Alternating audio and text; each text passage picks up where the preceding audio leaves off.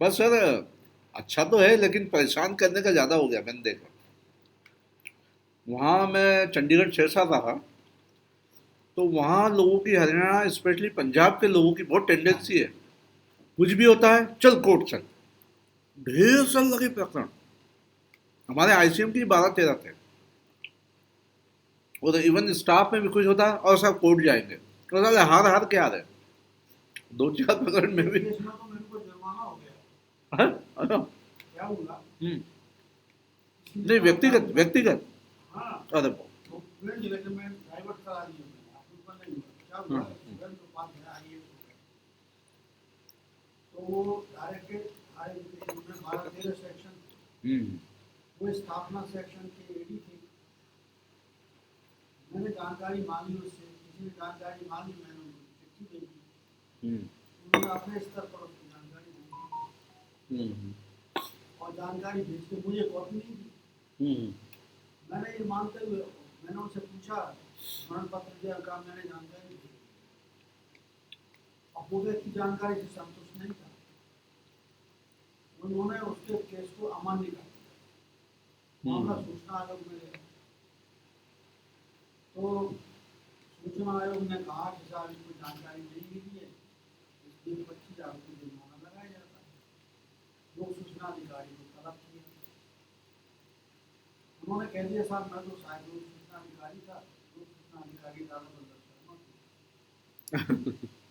अब मेरे नाम नोटिस आया, मैं गया तिवारी जी के पास, तो मैंने उनको बताया कि साहब वहाँ मेरे थे और ये जो बाकी प्रशासनिक सेवा के लोग आए अधिकारी, वो अपने आप को सर्वश्रेष्ठ मानते हैं, तो हमारी बात मानते नहीं थे। हाँ, बिल्कुल सही है। उन्होंने डायरेक्ट अपने लेवल पर तो सूचना दे दी और हमने पूछा था, हमको बता दिया, हमने सूचना दे दी, हमने पुलिस कर दी। वो ये जिम्मेदारी आपकी थी, हमने तो दी थी, निश्चित तौर पर मैंने अपनी जिम्मेदारी पूरी निभाई है। तो उन्होंने फिर ऑर्डर निकाला, यदि एक कार्यालय में तमाम सेक्शन हैं, हर सेक्शन का इंचार्ज हो, सहायक लोक सूचना अधिकारी, सहायक लोक सूचना अधिकारी डीम्ड पीआईओ कहलाता है। उसका भी अभिमत होना चाहिए, सहमति उसमें। डीम्ड पीआईओ हम्म। की ये जिम्मेदारी है कि समय सीमा में जानकारी उपलब्ध कराने की कार्य करें।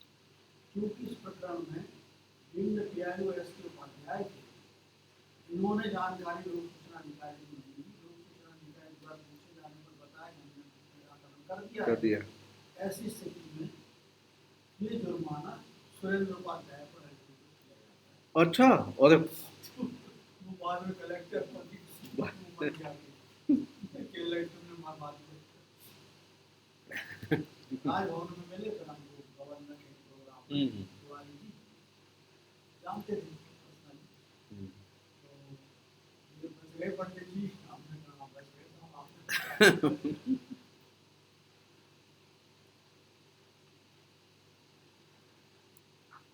कुछ नहीं, उसमें 3 दिन में चिट्ठी मिल जाती।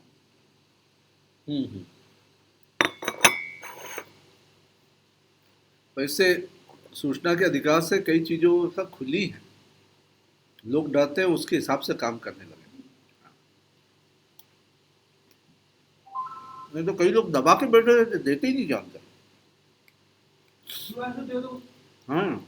और अगर ज़्यादा मान लिया ना तो 30 दिन में चिट्ठी डिस्पोज ऑफ कर दो, इसको लिख दो आपके द्वारा चाहिए गई जानकारी स्पष्ट नहीं है, कृपया जो दस्तावेज आपको चाहिए उनका अवलोकन करने का कष्ट करें। फलानी तारीख से लेकर फलानी तारीख के बीच में 1 घंटे इस टाइम और अगले के लिए जमा कराना उपस्थित। खत्म।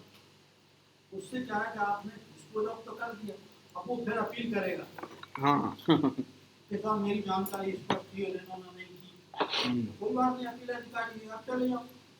सही है, हाँ जाओ। बस मुश्किल उसमें यह है कि आप 30 दिन के भीतर किसी को जवाब नहीं देते तो दिक्कत। 30 दिन बहुत समय होता है। अरे हो जाएगा कार्य में बाबू पे निर्भर रहते हैं, बाबू जनरली आरटीआई की जो जानकारी है उसको बल्कि थर्ड कैटेगरी में लेते हैं, या बिल्कुल लोएस्ट प्रायोरिटी। एक सेटअप हो गया। अच्छा अब तो क्या हुआ है कि मंत्रालय में जो सेक्रेटरी है ये नहीं दे अपनी जानकारी नहीं बनती है। अब उन्होंने अंदर सेक्रेटरी बना दिया सेक्रेटरी बना दिया। अच्छा। पहले कहता आईएएस बनते थे, अभी जो पेशियाँ हुई ना घबरा गए। बुला बुला के बिठाया, उन्होंने तय किया अपनी एसोसिएशन में कि आप ये तो गड़बड़ है। हाँ, अरे बहुत तेज शातिर होते थे। सही राजा यही आदमी का आदमी। मैं तो क्या मैं पांडे है अभी आए हुए सूचना आए हुए अच्छा। पांडे मेरे काफी नजदीक है,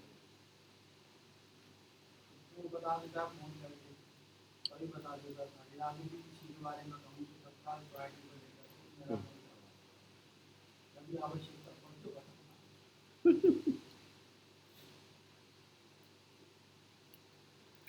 करें सूचना होगी चाय आपकी।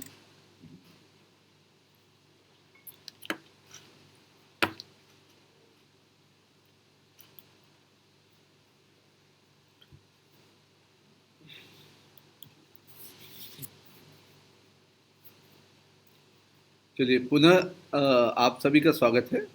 इस 5 मिनट के ब्रेक के बाद शर्मा साहब अपना पुनः व्याख्यान जारी रखेंगे और हम लोग प्रयास करेंगे कि अभी बज रहा है 12:07-8 हो रहा है। 1 बजे तक हम लोग इस जो सेशन है उसको समाप्त करें और आधे घंटा हम रखेंगे आपको ओपन डिस्कशन। ठीक है, तो जो भी आपके प्रश्न हैं पूछना है तो बता देना। हाँ या अभी से करें ना शुरू। अभी तो और कुछ बताना नहीं रहा तो अभी से भी जारी किए। अच्छा, और जो पूछना है प्रश्न की शैली बता राइट राइट।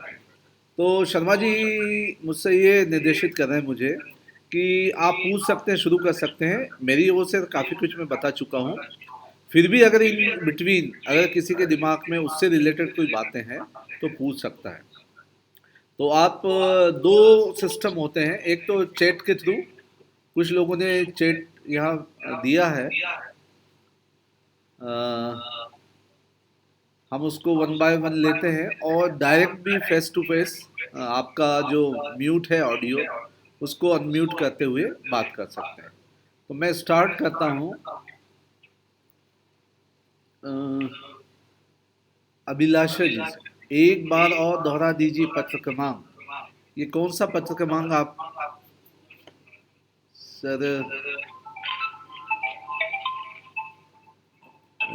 निशा मैडम, निशा खान, उन्होंने लिखा है सर जैसा कि आपने बताया है हमने अपनी फाइनेंशियल पावर के बारे में पता होना चाहिए, तो ये जानकारी हम कहाँ से प्राप्त कर सकते हैं कि हमारी फाइनेंशियल पावर कितनी है? Good. Book of financial power volume 2 1995। इसमें हर अधिकारी की शासकीय अधिकारी की पावर परिभाषित की गई है। अगर आप कॉर्पोरेशन या एजेंसी या उसके अधिकारी हैं तो आपका जिस शासकीय अधिकारी के पे स्केल के बराबर का स्केल है उतनी आपकी पावर है, प्रोवाइडेड आपके डिपार्टमेंट ने उससे और अधिक रखी हो तो फिर विभागीय नियम उस पर लागू। ये are you satisfied madam? Madam Nisha Khan है उपस्थित अभी? जी सर। उनका प्रश्न हमने ले लिया, सुना आपने? सर एक्चुअली मैं एक चीज और पूछना चाह रही थी। हाँ हाँ पूछिए, जैसा आपने बोला थोड़ा कि जोर से बोलिए, पास में माइक ले जाके। हाँ जी। हेलो। हाँ सर, आपने बोला कि जैसे जिस अधिकारी के बराबर आपका पे स्केल है तो उतनी आपकी उस अधिकारी के हेलो सर, आवाज आ रही है? हेलो। हाँ एक मिनट, आवाज बढ़ा दीजिए। Hello sir, can you? जी जी जी जी। हाँ सर, जैसा आपने बताया कि ना जिस भी ऑफिसर के इक्विवेलेंट। जी जी। Hello hello hello. स्टार्ट उसके अकॉर्डिंग आपकी फाइनेंशियल पावर डिसाइड होगी। लेकिन ये है ना कि सर जैसे हम लोग मार्कफेड के एम्प्लॉइज हैं, तो हमारे यहाँ तो डिपार्टमेंटल रूल्स भी कुछ लगेंगे ना कि लिमिटेशंस कुछ होंगी कि आपकी इतनी होगी, इतनी नहीं होगी उसके बराबर। तो कौन सा प्रिविलेज होगा, मतलब वो जो जीएडी या वो फाइनेंस डिपार्टमेंट के अकॉर्डिंग है या जो हमारा डिपार्टमेंटल है उसके अकॉर्डिंग? नहीं, मैं आपको बताऊं, मैंने आपसे ये कहा था कि आमतौर पर जो शासकीय अधिकारी की समकक्ष के अधिकारी हैं उन पर वो लागू होगा। लेकिन अगर डिपार्टमेंट ने एनाउंस कर रखा है, हाँ डिपार्टमेंट ने जैसे मान लीजिए 25,000 रुपया है जिला स्तर के अधिकारी, उसको अनाउंस करके डिपार्टमेंट ने 50,000 कर रखा है, तो 50,000 वैलिड होगा। ओके ठीक है, डिपार्टमेंटल वो हो जाएगा। ठीक है, डिपार्टमेंट ने किया है ना, न्यूनतम उतना होगा, उसके बाद आगे डिपार्टमेंट करेगा। क्योंकि डिपार्टमेंट ने अगर किया होगा आदमी ने, तो उसने पहले विधिवत रूप से वित्त विभाग से अनुमोदन प्राप्त किया होगा। अच्छा उनको financial power volume 2 finance department related है। फाइनेंशियल पावर वित्त विभाग देता है, ओके तो उन्होंने अप्रूव करा लिया होगा। उसको अप्रूव कराने के बाद में वो ऐसा परीक्षण जारी करेंगे मार्केट से। ओके ठीक है sir ji, thank you sir. चलिए मैडम खान अपना माइक अनम्यूट कर लें, म्यूट कर लें। ओके, अब नेक्स्ट क्वेश्चन है मिस्टर संजय यादव। इन्होंने 2 प्रश्न पूछे हैं। तो पहला वाला तो हम लोगों का जनरल नॉलेज टेस्ट करना चाहते हैं, ये मुझे लगता है। सर, आरटीआई का संचालन वर्तमान में कितने देशों द्वारा किया जा रहा है? तो चलिए सर, अगर आपको हो। आरटीआई जो एक्ट बना है 2005 में भारत सरकार ने बनाया है। अपन भारत सरकार की बात कर रहे हैं। ये वही मैंने कहा जनरल नॉलेज से रिलेटेड। अब आप ये बताइए कि भारत सरकार के द्वारा बनाया गया एक्ट अमेरिका या ब्रिटेन में कैसे लागू होगा? वहाँ तो वहीं के नियम लागू होंगे ना। वहाँ के संविधान अलग है, हमारा संविधान अलग है। ये गुड क्वेश्चन है, गुड आंसर। नहीं, लेकिन क्या था, जैसे ये आपका प्रश्न हो सकता था कि किन राज्यों में लागू नहीं होता। देश सर, ये देशों में पूछा है, कितने देशों द्वारा? तो देश, हाँ, राज्यों में। हाँ। मैंने जो कहा कि आपका प्रश्न सटीकता पूछता, जब आप ये पूछते कि किन प्रदेशों में लागू नहीं होता, या आज से 2 साल पहले, तो मैंने आपको स्पष्ट कर दिया था कि 370 हटने के पहले हाँ, जम्मू कश्मीर में लागू नहीं होता, तब हो गया। बाकी सब जगह होता है। भाई जिस देश ने बनाया उसको लागू होगा ना। अब ये बताइए। हाँ, अब दूसरा जो क्वेश्चन है सर, ये बहुत इम्पोर्टेंट भी है और कई बार मेरे भी कानों तक आई है। क्या आरटीआई सहकारिता विभाग में लागू होता है? इनने पूछा है, क्या आरटीआई जो एक्ट है सहकारिता विभाग में लागू होता है? इसमें मैं इनकी तरफ से आपसे सर एक क्वेश्चन करूंगा कि विभाग सहकारिता, चलिए वो तो शासन का एक डिपार्टमेंट है, इसमें तो है, लेकिन सहकारी संस्थाओं में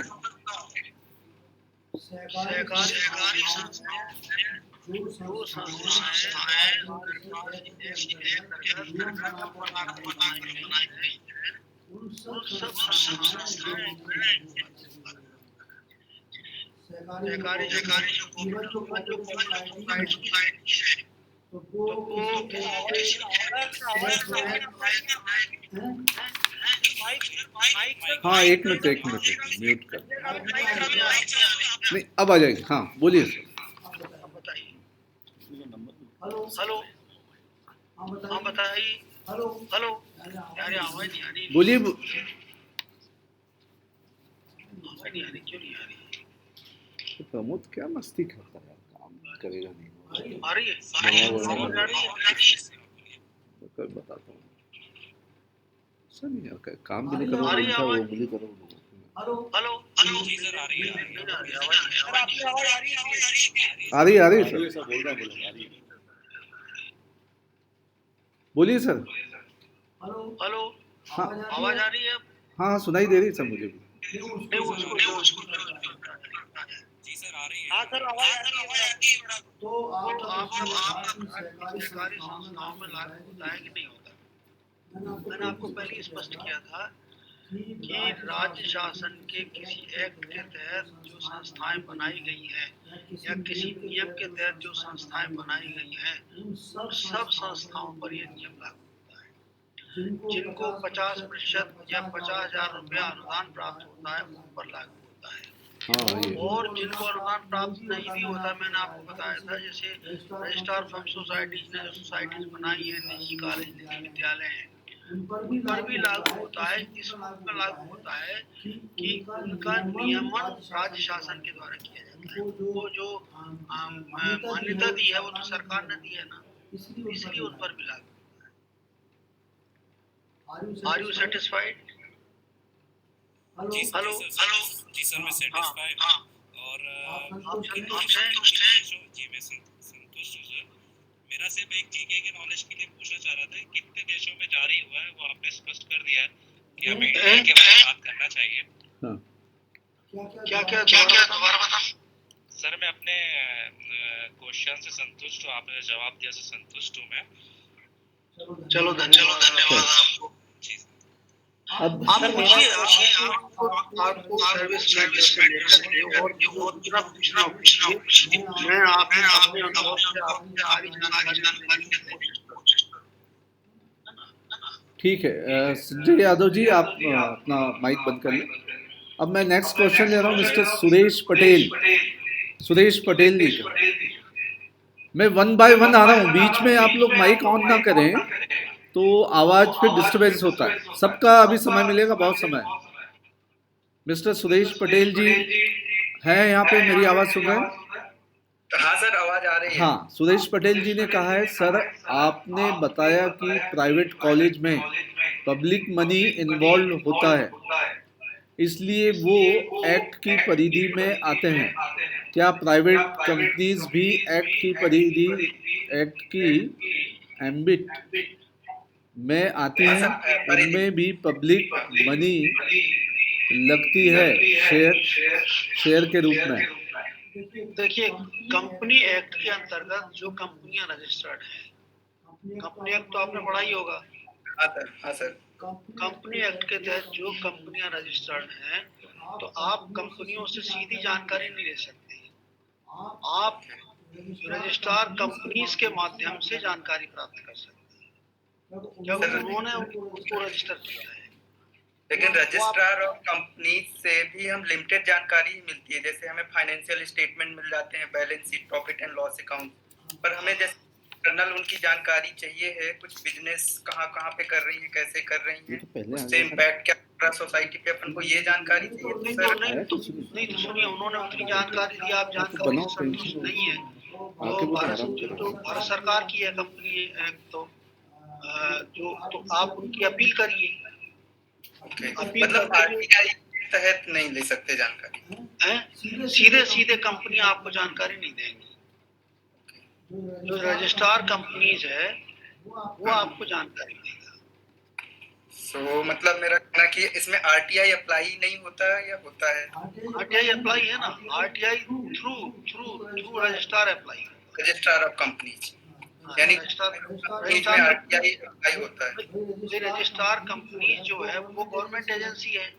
हाँ, उसने उनको मान्यता दी है रजिस्ट्रेशन की। हाँ। तो उससे जानकारी लेंगे ना, क्योंकि कंपनी व्यापार करती है और व्यापार करने वाली कंपनियों का संबंध, अगर व्यापार करने वाली कंपनियों को भारत सरकार कोई अनुदान देती है या राज्य सरकार को अनुदान देती है, तो आप सीधे अगर वो अनुदान प्राप्त नहीं करती तो फिर से वो अप्रूवल दिया है, रजिस्ट्रेशन किया है, उसके माध्यम से उसकी जानकारी अपन प्राप्त। ठीक है पटेल जी, ठीक है पटेल जी, आप सहमत हैं मिस्टर सुरेश पटेल? ओके, आगे आपका फिर एक क्वेश्चन है और ये काफ़ी पेपरों में भी आ रहा है, उछाला जा रहा है। पीएम केयर्स फंड में पब्लिक का पैसा लगा है और मैनेज भी, स्पीकर चालू है, आवाज नहीं आ पा रही सर। तो आप तो बंद करिए, जिस भाई आप लोग करिए, हम तो एडमिनिस्ट्रेटर हैं, हम तो अपना रखेंगे, शर्मा जी भी रखेंगे, ठीक है। और जो क्वेश्चन करता है यानी पार्टिसिपेंट में से बोलने के बाद इमीडिएट उसको म्यूट कर देना, नहीं तो इको होगा साउंड, ठीक है। हम भी अपनी बात रखते फिर एकदम बंद कर देते हैं, कई बार भूल जाते हैं तो उससे आवाज़ क्लियर नहीं आ पाती, ठीक है। अब मेरी बात सुन लीजिए। तो पीएम केयर्स फंड में पब्लिक का पैसा लगा है और मैनेज भी पीएमओ द्वारा किया जा रहा है, फिर भी ये आरटीआई के अंदर क्यों नहीं आ रहा है सर? इस देश में इसमें कानून की व्याख्या करने का अधिकार किसको है? सुप्रीम कोर्ट को। जब सुप्रीम कोर्ट ने कह दिया कि ये परिधि में नहीं आता तो नहीं आता, अपन क्या कर सकते हैं? व्याख्या सुप्रीम किसी भी कानून की व्याख्या करने का अधिकार अपेक्स कोर्ट को है, भारत के सुप्रीम कोर्ट को। ये मसला वहां गया था, वहां से डिसाइड हो गया है। ये हमसे रिलेटेड थोड़ी है वो मसला। ओके सर, ठीक है, ओके सर। चलिए नेक्स्ट क्वेश्चन है इनका। मैं आपको एक बात और बता दूंगा, आप और सुन लीजिए थोड़ा सा। क्या होता है कि कानून सरकार बनाती है, लेकिन सुप्रीम कोर्ट के जो फैसले हैं उनमें भी वही शक्ति निहित होती है जो कानून में है, तो नजीर कहलाते हैं। सुप्रीम कोर्ट के फैसले नजीर कहलाते हैं। जैसे आपने देखा होगा अभी एक विवाद मचा हुआ है मध्य प्रदेश में, 27% रिजर्वेशन ओबीसी का कर दिया था, है ना, पिछली वाली सरकार ने। लोग स्टे ले आए, हाई कोर्ट ने क्यों स्टे दे दिया? खानवलकर साहब की बेंच ने इसलिए स्टे दे दिया कि सुप्रीम कोर्ट का ये फैसला था कि रिजर्वेशन 50% से ज्यादा नहीं बढ़ाया जा सकता, ये ज्यादा हो गया 50% से, उसने स्टे कर दिया। अब इसका फैसला कौन करेगा? सुप्रीम कोर्ट की और बड़ी बेंच करेगी। मामला जब सुप्रीम कोर्ट में जाएगा तो मान लो जो संविधान बेंच में जाएगा, ये 7 जज मिलकर के फैसला करेंगे कि भाई इसमें अमेंड किया जाए या ना किया। ठीक है, ओके जी, okay sir. Mister Suresh Patel ji का एक और क्वेश्चन है, अपीलेट मैकेनिज्म फिर से बता दीजिए। अपीलेट मैकेनिज्म, अपील जो होती है इसका मैकेनिज्म क्या है, एक बार फिर से बता दीजिए। अच्छा, ये अपील इसकी सूचना के अधिकार में जैसे मना कर दिया जाता है सुनिए, प्रथम अपील अधिकारी के पास 30 दिन के भीतर आदमी अपील करेगा अगर लोक सूचना अधिकारी ने जानकारी नहीं दी तो। प्रथम अपील अधिकारी आदेश देगा, उस आदेश से भी यदि व्यक्ति संतुष्ट नहीं है तो द्वितीय अपील करेगा। 90 डेज के भीतर वो द्वितीय अपील कर सकता है।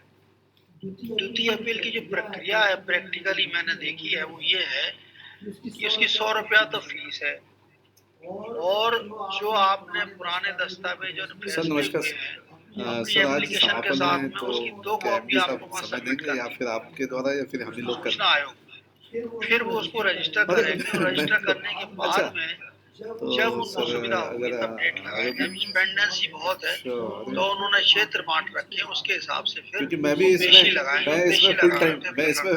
फुल टाइम बैठा हूँ। ये द्वितीय अपील का जी जी जी, ठीक है।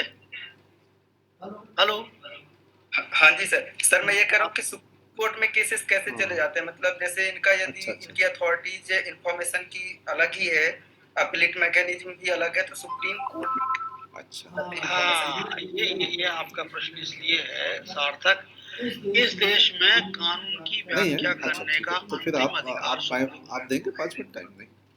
एक केस हुआ था ये सब 1:30 बजे का रखा है तो 1:15 बजे, आजकल भोपाल में रहते हैं, 1:15 बजे आप मैं कॉल करूंगा, आपको लिंक भेज देंगे। उनके बारे में उनके किसी मित्र ने 15 जानकारियां मांगी। सेक्रेटरी साहब 15 जानकारियों में था कि इनका ट्रांसफर कब हुआ, इनको सस्पेंड कब किया, इनको क्या पनिशमेंट मिला, इनकी सैलरी कितनी है, इनका मकान कितना है। तो ये मिस्टर माथुर है, मैं इनको बोल दूंगा, ये आपको उनको लोक सूचना अधिकारी ने कहा कि जानकारी दे दो, उन्होंने नहीं दी। हमसे जुड़ जाएंगे मामला गया CIC में। हाँ, एक CIC ने कहा कि तो उनको इसमें बस जानकारी 2 दी जानी चाहिए, फीडबैक अधिकार है। बताएंगे कैसा क्या लेकिन है। देश पांडे गए सुप्रीम कोर्ट में, और अपन समाप्त सुप्रीम कोर्ट ने ये आदेश पारित मैं 1 किया। बजे आपको याद दिलाता हूँ। ये 3-4 वर्ष पहले की बात है। लिख के लिए मैं पहले कि आप सर हाँ ऑन करें। उसमें ये आदेश पारित किया ठीक कि ठीक व्यक्तिगत जानकारियां ओके। 8J के अंतर्गत प्रतिबंधित है, वो नहीं दी जा सकती। भाई 1 बजे उनको याद तो दिलाओ। सुप्रीम कोर्ट का जो मसला है, हर सेक्रेटरी चीज की साहब ही व्याख्या रहेंगे। CIC की बोले अपील भी तो जी तो होगी ना। वो सीएम जरा थोड़ा नाराज आ रहा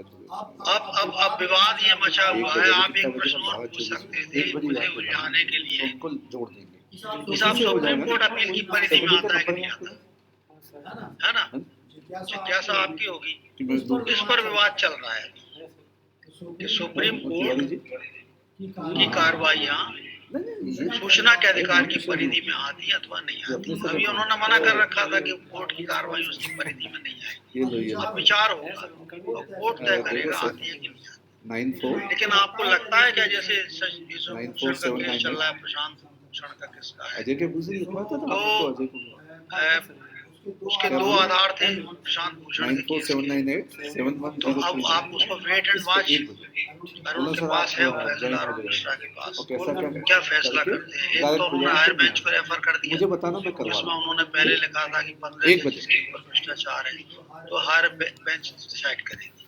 दूसरा जो उन्होंने चीफ जस्टिस ऑफ इंडिया ने नागपुर में अपने किसी विधायक की साइन, हाँ यार मुदगल सर का कंप्यूटर वो वॉइस चालू, थोड़ा आप बंद करवा दीजिए। नहीं नहीं मेरा बंदी है, मेरा बंदी है, मेरा बंदी है। चलो दूसरा ये था कि इस पर अभी तय होना है कि क्या उनको पनिशमेंट दिया जाए कि नहीं दिया जाए। आवाज जा रही है। तो सुप्रीम कोर्ट अपेक्स कोर्ट है और वो इन सब से ऊपर है, उसकी परिधि में नहीं आता। जैसे आपने देखा होगा, एक अगर आपने पॉलिटिकल साइंस पढ़ी है तो इंग्लैंड के बारे में कहते हैं king can do no wrong. हमारे राज्यपाल महोदय जब थे तो उनका पीए यादव तो व्यापम के केस में फंस गया था, लेकिन राज्यपाल महोदय के ऊपर भी उसकी उंगली उठ रही थी। तब तक वो उससे मुक्त रहे जब तक वो संवैधानिक पद पर रहे।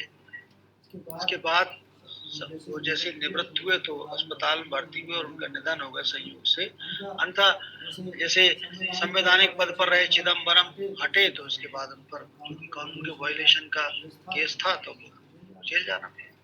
तो nobody is above the law, लेकिन जब तक संवैधानिक पद पर है तब तक वो कानून उस पर निष्प्रभावी रहेगा। ठीक है, ठीक सर, धन्यवाद सर। चलिए और अब मैं नेक्स्ट क्वेश्चन लेता हूँ। स्नेहल महेश्वरी, अच्छा माइक बंद करिए sir, I want to ask the question. चलिए महेश्वरी जी एक क्वेश्चन लीजिए जल्दी, है ना, क्योंकि बाकी नीचे भी और कई लोग क्वेश्चन है। आपके सप्लीमेंट्री क्वेश्चंस बहुत होते हैं तो ये थोड़ा बचना, है ना। अच्छा मैं एक सूचना और दूंगा, 1 बजे आपके सेक्रेटरी महोदय, सचिव महोदय आदरणीय PS तिवारी साहब इस कार्यक्रम के समापन के लिए उपलब्ध हो जाएंगे। मेरी अभी उनसे बात हो गई है, तो 1 बजे वो लिंक होंगे।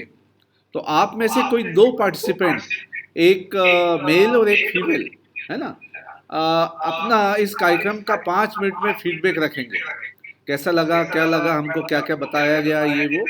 साथ में आप इसके अलावा भी और क्या कार्यक्रम करवाना चाहते हैं किसी टॉपिक से रिलेटेड, वो भी आप बताएं, बस ज़्यादा नहीं, है ना। तो ये आप लोग तय कर लें कि जेंट्स में कौन बोलेगा, लेडीज में कौन बोलेगा। 2 पार्टिसिपेंट होगा और वो ऑनलाइन सब सुनेंगे। और ये भी मत समझना कि जैसे मैं कह रहा हूँ तो मैं ही बोल रहा हूँ, हम ये ग्रुप ऑफ पार्टिसिपेंट की ओर से बोल रहे हैं, ठीक है, ये बात है। हाँ सर प्लीज, ये स्नेहल जी बताइए आप। हाँ बताइए। हाँ सर, मैं ये पूछना चाह रहा था कि आपने रिटायर्ड कर्मचारी का बोला था कि 5 वर्ष तक उसका रिकॉर्ड रखना होता है, फिर कोर्ट की बात चली थी तो आपने कहा 10 वर्ष तक रिकॉर्ड मांगा जा सकता है, तो थोड़ा सा कंफ्यूजन था कि 5 वर्ष तक का रिकॉर्ड रखना है पेंशनर का, उसमें ये है, आप सही कह रहे हैं, कंफ्यूजन बिल्कुल आपको हुआ होगा, मुझे भी हुआ, सबको होता है ना। उसमें क्या है कि ये है कि 5 वर्ष तक रखा जाना चाहिए, लेकिन ऐसा लगता है अधिकारी को कि ये प्रकरण कोर्ट में जा सकता है या कोर्ट में चला गया है, तो रिकॉर्ड का 10 वर्ष तक विनिष्टीकरण नहीं किया जाना चाहिए, ये उसमें किया गया है। तो कुछ डिपार्टमेंट ने तो क्या किया है कि सीधे सीधे 5 का 10 कर दिया है। भाई ये जो उसके लेडी के नियम है ये मॉडल रूल्स हैं, लेकिन डिपार्टमेंट अपने यहाँ की प्रक्रिया को देख करके समय सीमा में परिवर्तन करने का उसको अधिकार है। ये है, ठीक है। ठीक है, थैंक यू। नेक्स्ट क्वेश्चन फिर मैडम निशा खान का है। सर्विस रूल की कॉपी कहाँ से प्राप्त की जा सकती है? क्या ये भी आरटीआई के अंतर्गत डिमांड की जा सकती है?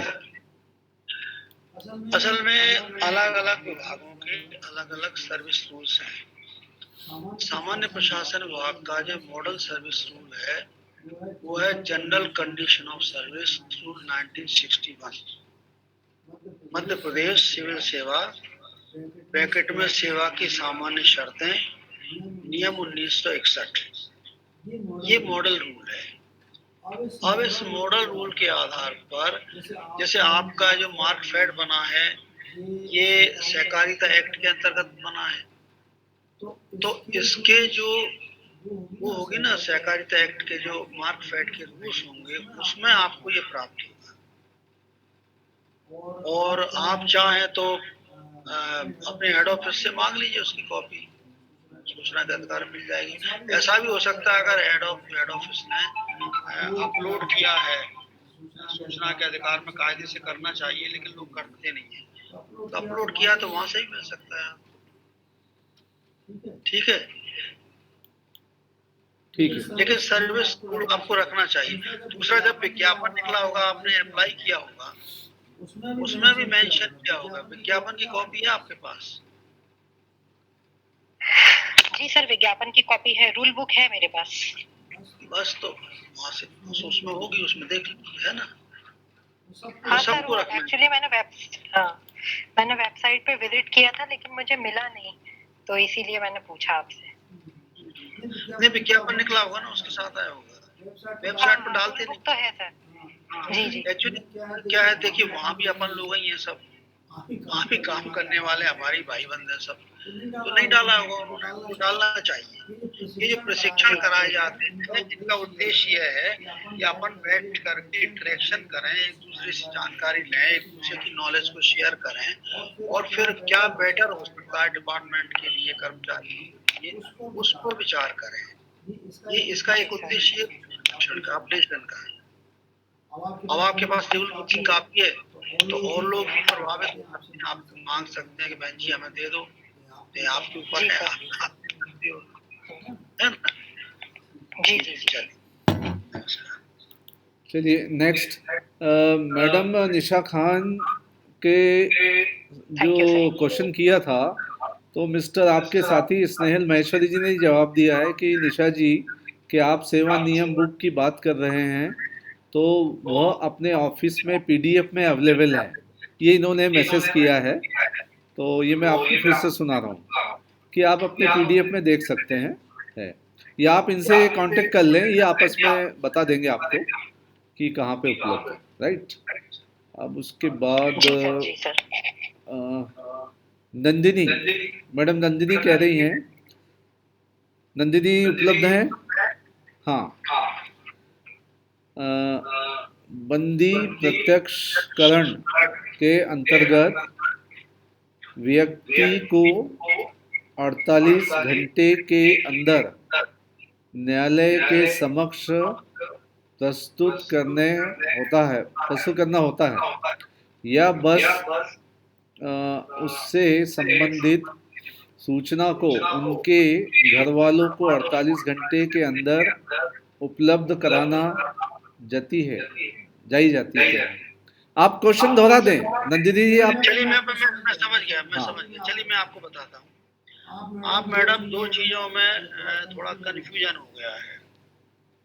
बंदी प्रत्यक्षीकरण संविधान के अनुच्छेद 226 के तहत 226 के तहत संवैधानिक उपचारों को जो अधिकार दिया गया है, जो 5 अधिकार हैं उसमें पहला बंदी प्रत्यक्षीकरण है। होता क्या था कि पुलिस आदमी को पकड़ के ले गई, उसका पता ही नहीं है, तो उसका पता करने के लिए रेट लगाते हैं बंदी प्रत्यक्षीकरण याचिका हेबियस कॉर्पस और पूछते हैं कि भाई हमारा आदमी कहाँ है, तो ये बंदी प्रत्यक्षीकरण का संबंध है। दूसरी बात आपने जो पूछी सूचना के अधिकार की, तो मैंने ये कहा था केवल कि सूचना के अधिकार में ये जानकारी अपन प्राप्त कर सकते हैं पुलिस से कि भाई जो महत्वपूर्ण दस्तावेज हैं, जैसे उसको अगर उससे कोई मान लो कट्टा जब्त किया है या उसके खिलाफ FIR कराई गई तो FIR की कॉपी आपको लेनी है। FIR की कॉपी नहीं देती कभी भी पुलिस। उसके खिलाफ शिकायत प्राप्त हुई तो शिकायत की कॉपी प्राप्त कर सकते हैं। उसकी डायरी या वहाँ कोर्ट में भेजी कि नहीं भेजी उसकी जानकारी प्राप्त कर सकते हैं। अगर डायरी कोर्ट में भेजी गई है तो उसकी डेट डिस्पैच। क्या होता है कि केस लगने के बाद में महीनों तक केस डायरी कोर्ट में नहीं जाती और आदमी की जमानत नहीं हो पाती। तो ये जो जानकारियां हैं ये सूचना के अधिकार में ली जा सकती है। सूचना के अधिकार का संबंध बंदी प्रत्यक्षीकरण से नहीं है, ये जानकारी प्राप्त करने से है 48 घंटे के भीतर। थोड़ा कंफ्यूजन हो गया, या तो मुझे बताने में हो गया या आपके सुनने में हो गया है। इसको आप क्लियर कर लें, अलग अलग कर लें, है ना। ठीक। अब मिस्टर राम निमोड़ा जी, इनका प्रश्न है, इंडिया में कोई NRI भी इंफॉर्मेशन प्राप्त कर सकते हैं RTI से? Citizen of India, NRI citizen of India परिभाषित हैं संविधान के धारा 3 के अंतर्गत। वो मैं आपको पढ़ के सुना रहा हूँ 2 मिनट। वो है मेरे पास, कौन ले सकता है कौन नहीं ले सकता। सिटीजन ऑफ इंडिया की जो डेफिनेशन है वो मैं आपको बता देता हूँ।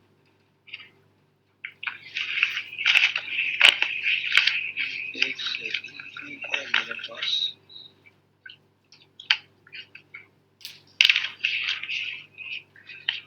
संविधान का अनुच्छेद 3 ये है,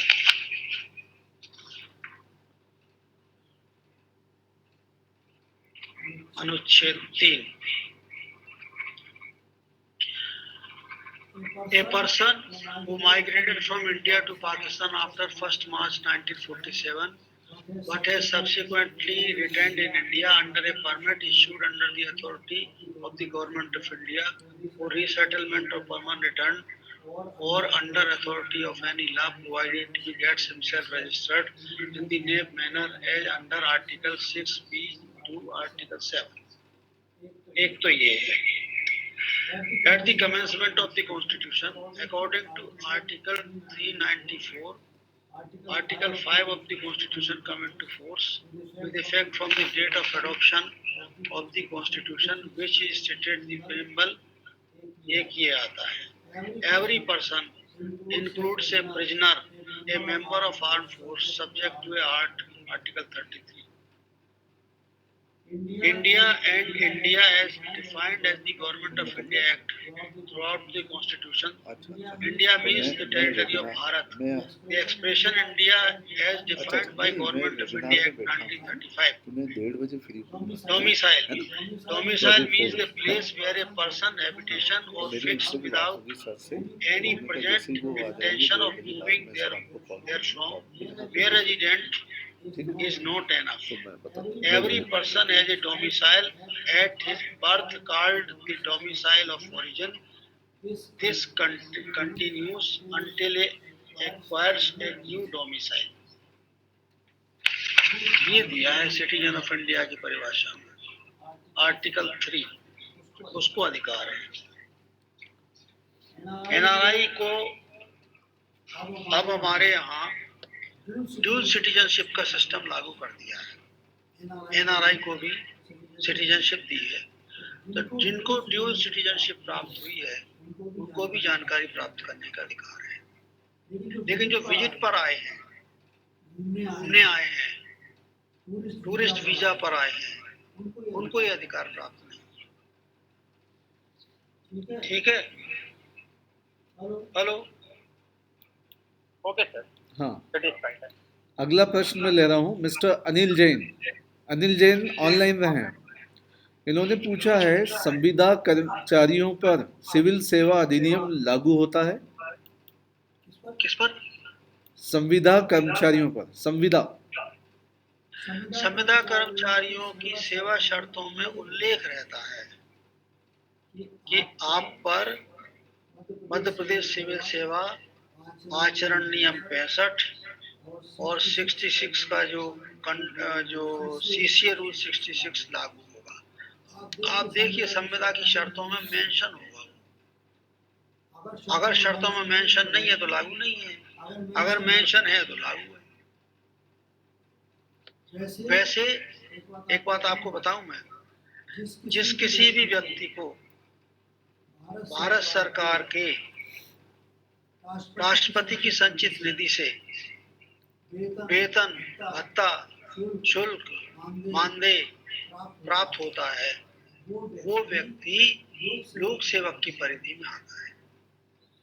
एक डेफिनेशन ये भी है उसकी। जैसे एमएलए है, एमपी है, मिनिस्टर है, ये इवन जो सरकारी वकील है जिनको मानदेय मिलता है, या मैं आपको यहाँ पढ़ाने आया, अगर ये मानदेय मुझे सरकारी खजाने से मिलेगा तो मैं भी लोक सेवक की परिधि में इस समय के लिए भले ही रिटायर हो गया। संविदा कर्मी की जो सेवा शर्तें हैं वो सेवा शर्तों में वैसा उल्लेख होगा, निश्चित तौर पर होगा। आप अपना एग्रीमेंट फॉर्म देखिए उसमें। ठीक है सर, मेरा क्वेश्चन था। हाँ सर जी जी, प्लीज मुदगल साहब। हाँ चलिए सर, चलिए। ये आपने विधानसभा के प्रश्न के बारे में बताया था कि 5 वर्ष तक सुरक्षित रखा जाना चाहिए, लेकिन आपने कहा था आश्वासन प्राप्त अगर हो जाता है तो फिर 1 वर्ष तक रिकॉर्ड रखा जाना चाहिए। तो सर ये 1 वर्ष सर लागू कैसे होगा, आश्वासन प्राप्त कैसे होता है, सर थोड़ा सा समझना चाह रहा हूँ। क्या होता है, कोई बात नहीं, मैं आपको बताता हूँ। विधानसभा के प्रश्न मैंने आपको बताया था 2 प्रकार के होते हैं। कौन कौन से? तारांकित प्रश्न। आश्वासन किन पर बनता है? आश्वासन किन पर बनता है? आश्वासन बनता है तारांकित प्रश्नों पर। जी। तारांकित प्रश्न में से कुछ प्रश्न चुने जाते हैं लॉटरी से, और उन प्रश्नों को चर्चा के लिए रखा जाता है। विधानसभा का जो कार्रवाई आपने देखी होगी उसमें चर्चा सत्र होता है, तो 8 या 10 प्रश्न उस डिपार्टमेंट के चर्चा के लिए रखे जाते हैं। अब अगर मंत्री वो पूरा उत्तर बुलाता है, मीटिंग करता है, अगर चर्चा के दौरान मंत्री समुचित रूप से उत्तर नहीं दे पाता,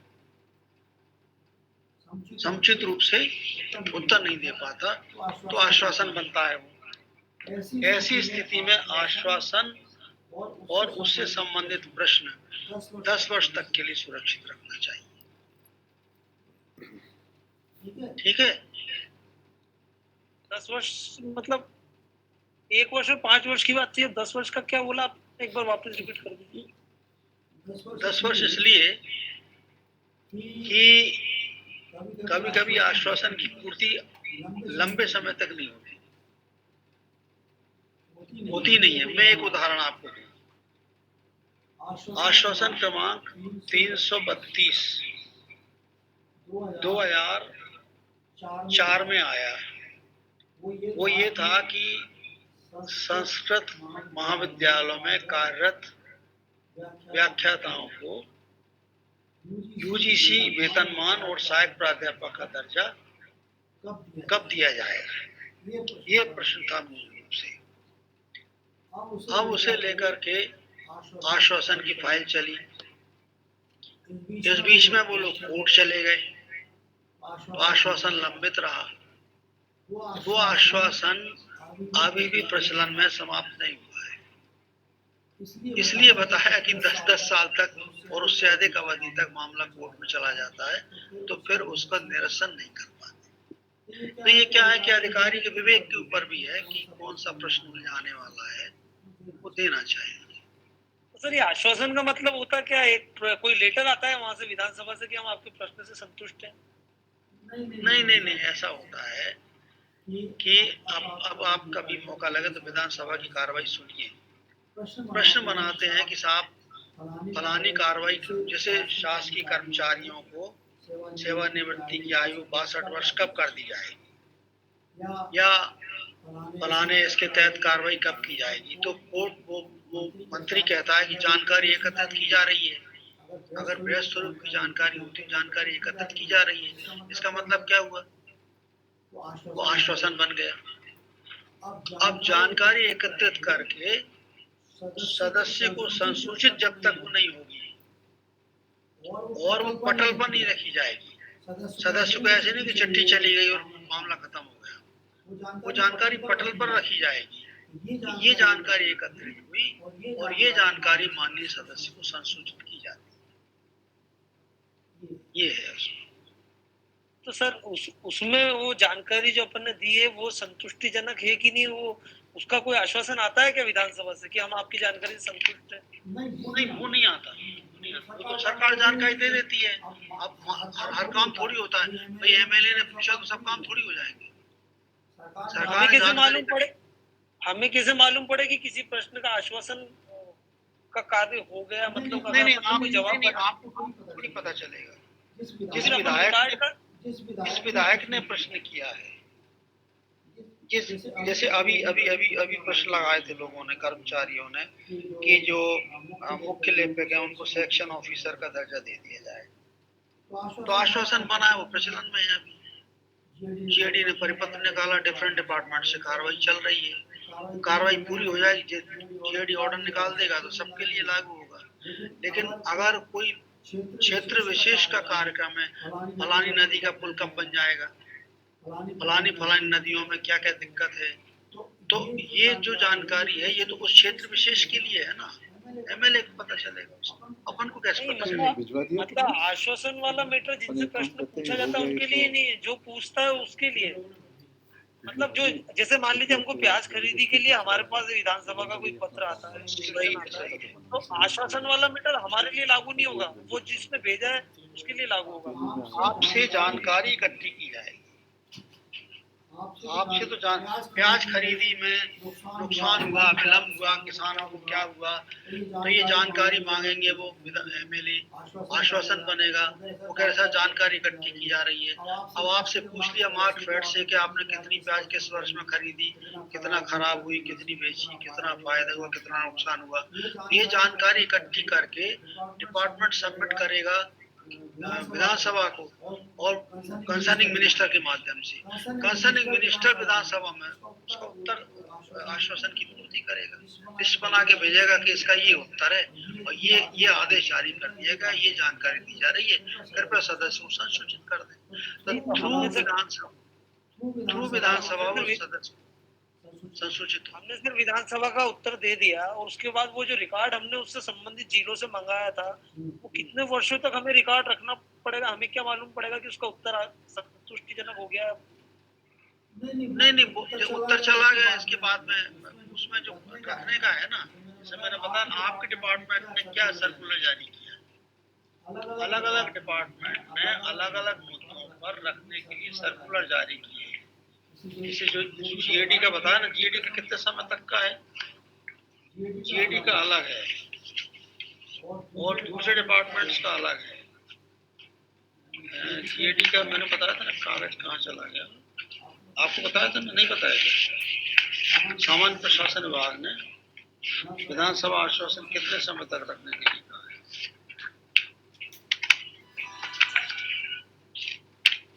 जीएडी का अलग है, उसका अलग है। आपको ये जो है ना, जो उसमें उत्तर जाने के बाद में उत्तर चला गया, चैप्टर क्लोज हो गया। आप जहाँ से जो जानकारी आई है, जो देवता जहाँ से आए हम बयान करें, आपका काम खत्म। सर एक्चुअली हमारा मुख्यालय है और कई जानकारी ऐसी मांगी जाती है जो हमें जिलों से मंगानी होती है, तो हम जिन जिलों में प्याज की खरीदी उन सब जिलों से रिकॉर्ड मंगा लेते हैं बहुत सारा, और वो रिकॉर्ड कितने साल तक उसको रखे, क्योंकि वो रिकॉर्ड मंगाने के बाद में आप जिलों को वापस कर दीजिए। रिकॉर्ड मंगाने के बाद में जानकारी आपने भेज दी, कॉपी रख लीजिए, जिलों को वापस कर दीजिए। जिलों से जानकारी की कॉपी आती है तो वो रिकॉर्ड हम फिर 1-2 महीने या 6 महीने साल भर बाद नष्ट कर सकते हैं। जो मैंने बताया ना, आपको उतने समय तक कब तक रखना है, आश्वासन की पूर्ति होने तक। आश्वासन की पूर्ति होने तक रखना है। सर अब वो कितने समय में होती है? तो आश्वासन की पूर्ति का कोई हिंट मिलता है क्या सर हमको कि आप हाँ मिलेगा, मिलता।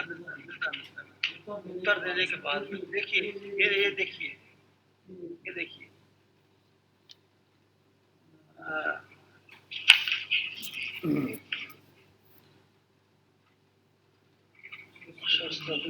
कहाँ चला गया?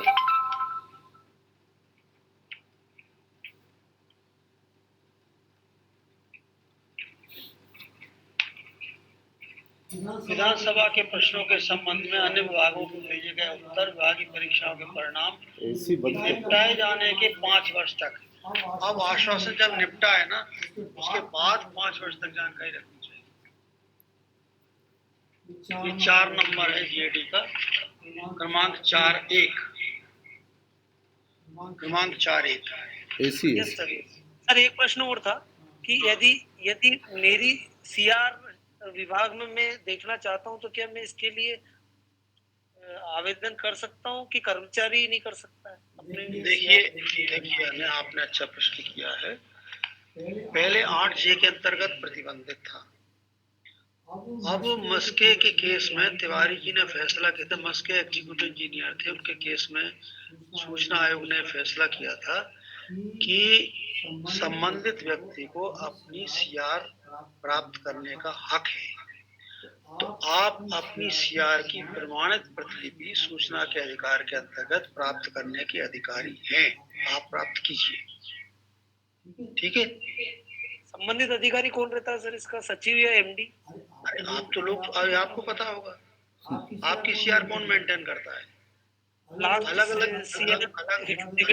अलग-अलग डिपार्टमेंट में सीआर के 3 स्टेप होते हैं। सुन लो आप, तीन चरणों में। एक तो होता है रिपोर्टिंग ऑफिसर, एक होता है रिव्यू ऑफिसर, एक होता है एक्सेप्टिंग ऑफिसर, ठीक है।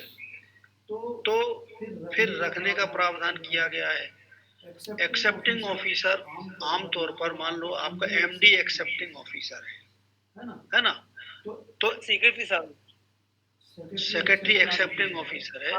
डबल ओ के लिए सेक्रेटरी। आपकी सीआर सेक्रेटरीट में नहीं रखी जाएगी।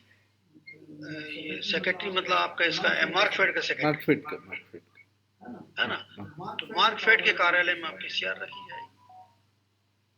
और अगर नहीं, वो डिपार्टमेंट तय करता है कि ये एप्लीकेशन किसको दूंगा? लोक सूचना अधिकारी मार्कफेड को आप सूचना दीजिए, वो आपको सीआर उपलब्ध कराएगा। उसको दीजिए आप, है ना, पीआईओ को दीजिए, वो आपको उपलब्ध कराएगा। ये व्यवस्था है। अब और कोई प्रश्न? सर 2 प्रश्न आए हैं और ये अंतिम प्रश्न है।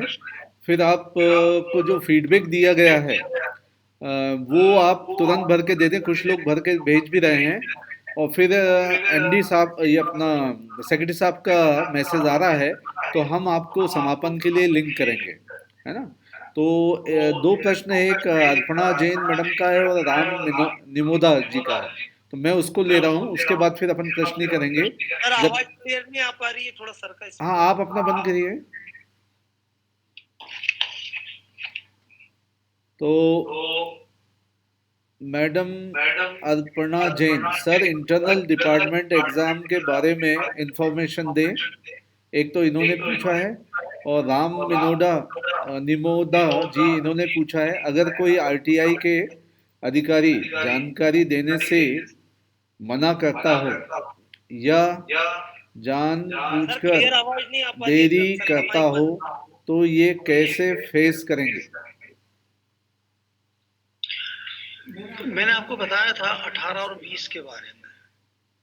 अगर कोई लोक सूचना अधिकारी जानकारी नहीं दे रहा समय सीमा में, तो उसकी अपील करिए। अगर उसने आपको भ्रामक जानकारी दी है तो अपील करिए और उसके बाद सूचना आयोग को उसकी शिकायत कीजिए कि इन्होंने आपको भ्रामक जानकारी दी। देखो कितने ज्वाइनिंग कितने हुए, 18 और नियम 20 ज्वाइनिंग कितने। अगर भ्रामक जानकारी दी है तो तीन फिर ही तो हैं। फिर सूचना आयोग उसके विरुद्ध जो अनुशासनात्मक कार्रवाई संपादित कराएगा। नहीं मैं तो करूँगा। सूचना का अधिकार अधिनियम नियम 18 और चलो, 20 दो इस पर तो प्रभावशील होंगे। उनसे और दूसरा कौन सा है? ये दूसरा क्वेश्चन है राम निमोद, अगर कोई आरटीआई के अधिकारी जानकारी देने से मना करता हो या जानकारी देरी करता हो देने में, तो ये कैसे फेस करेंगे? ये तो बता दिया मैंने। बता दिया बस, इसके अलावा कोई प्रश्न नहीं है। तो अब मुझे आपकी तरफ से दो नाम चाहिए, या आप लोग रेडी हैं? या तो नाम दे दें मुझे कि ये लोग अभी आपके रिप्रेजेंटेटिव होने के नाते फीडबैक देंगे इस प्रोग्राम का, या सेक्रेटरी साहब के सामने मैं कहूंगा कि कोई भी दो व्यक्ति अपना फीडबैक दें, तो आप अपना माइक ऑन करके अपनी बात रखें। दोनों ऑप्शन है, या तो मुझे नाम दे दे दो, एक मेल एक फीमेल, या फिर आप स्वतः ही डिसाइड कर लें कि कौन बोलेगा, और मैं उस समय जब आपको कॉल करूंगा फीडबैक के लिए, तो आप जिसको भी बोलना है वो माइक ऑन करें और अपनी बात रखें।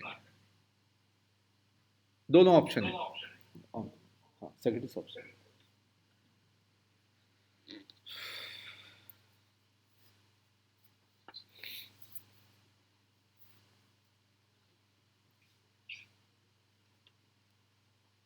एक निवेदन में आप सबसे और कर रहा था, ये सोशल मीडिया पर जो आपकी सक्रियता है उसमें ये ध्यान रखिए कि कभी आप सरकार या अपने तंत्र के कार्यकलाप के विरुद्ध भी एक टीप ना करें। कंडक्ट रूल का वायलेशन है, क्योंकि you are part of the government.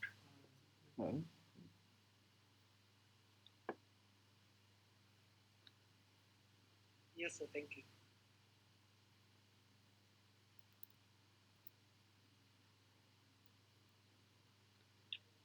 Sir कल आपको कांटेक्ट नंबर परसों के दिन नोट नहीं कर पाए, तो सर एक बार आपका कांटेक्ट नंबर 9253 9425374401।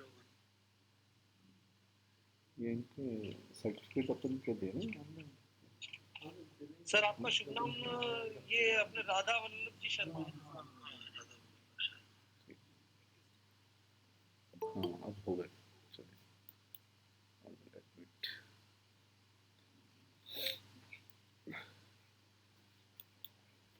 सर नमस्कार, तिवारी साहब को नमस्कार सर।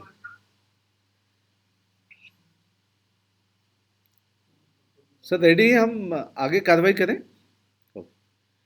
साथियों, जैसा कि आपको विदित है, 3 दिन से हम ये प्रशिक्षण कार्यक्रम आईसीएम के माध्यम से वेबिनार के थ्रू आयोजित कर रहे हैं, और आज इस कार्यक्रम का अंतिम दिन है। और इन 3 दिवस में हमने अलग अलग विभिन्न विषयों पर आपको विशिष्ट व्याख्यान दिलवाया और मार्गदर्शन दिलवाया है, और काफ़ी वरिष्ठ साथी हमारे बीच में आपको व्याख्यान देने आए थे।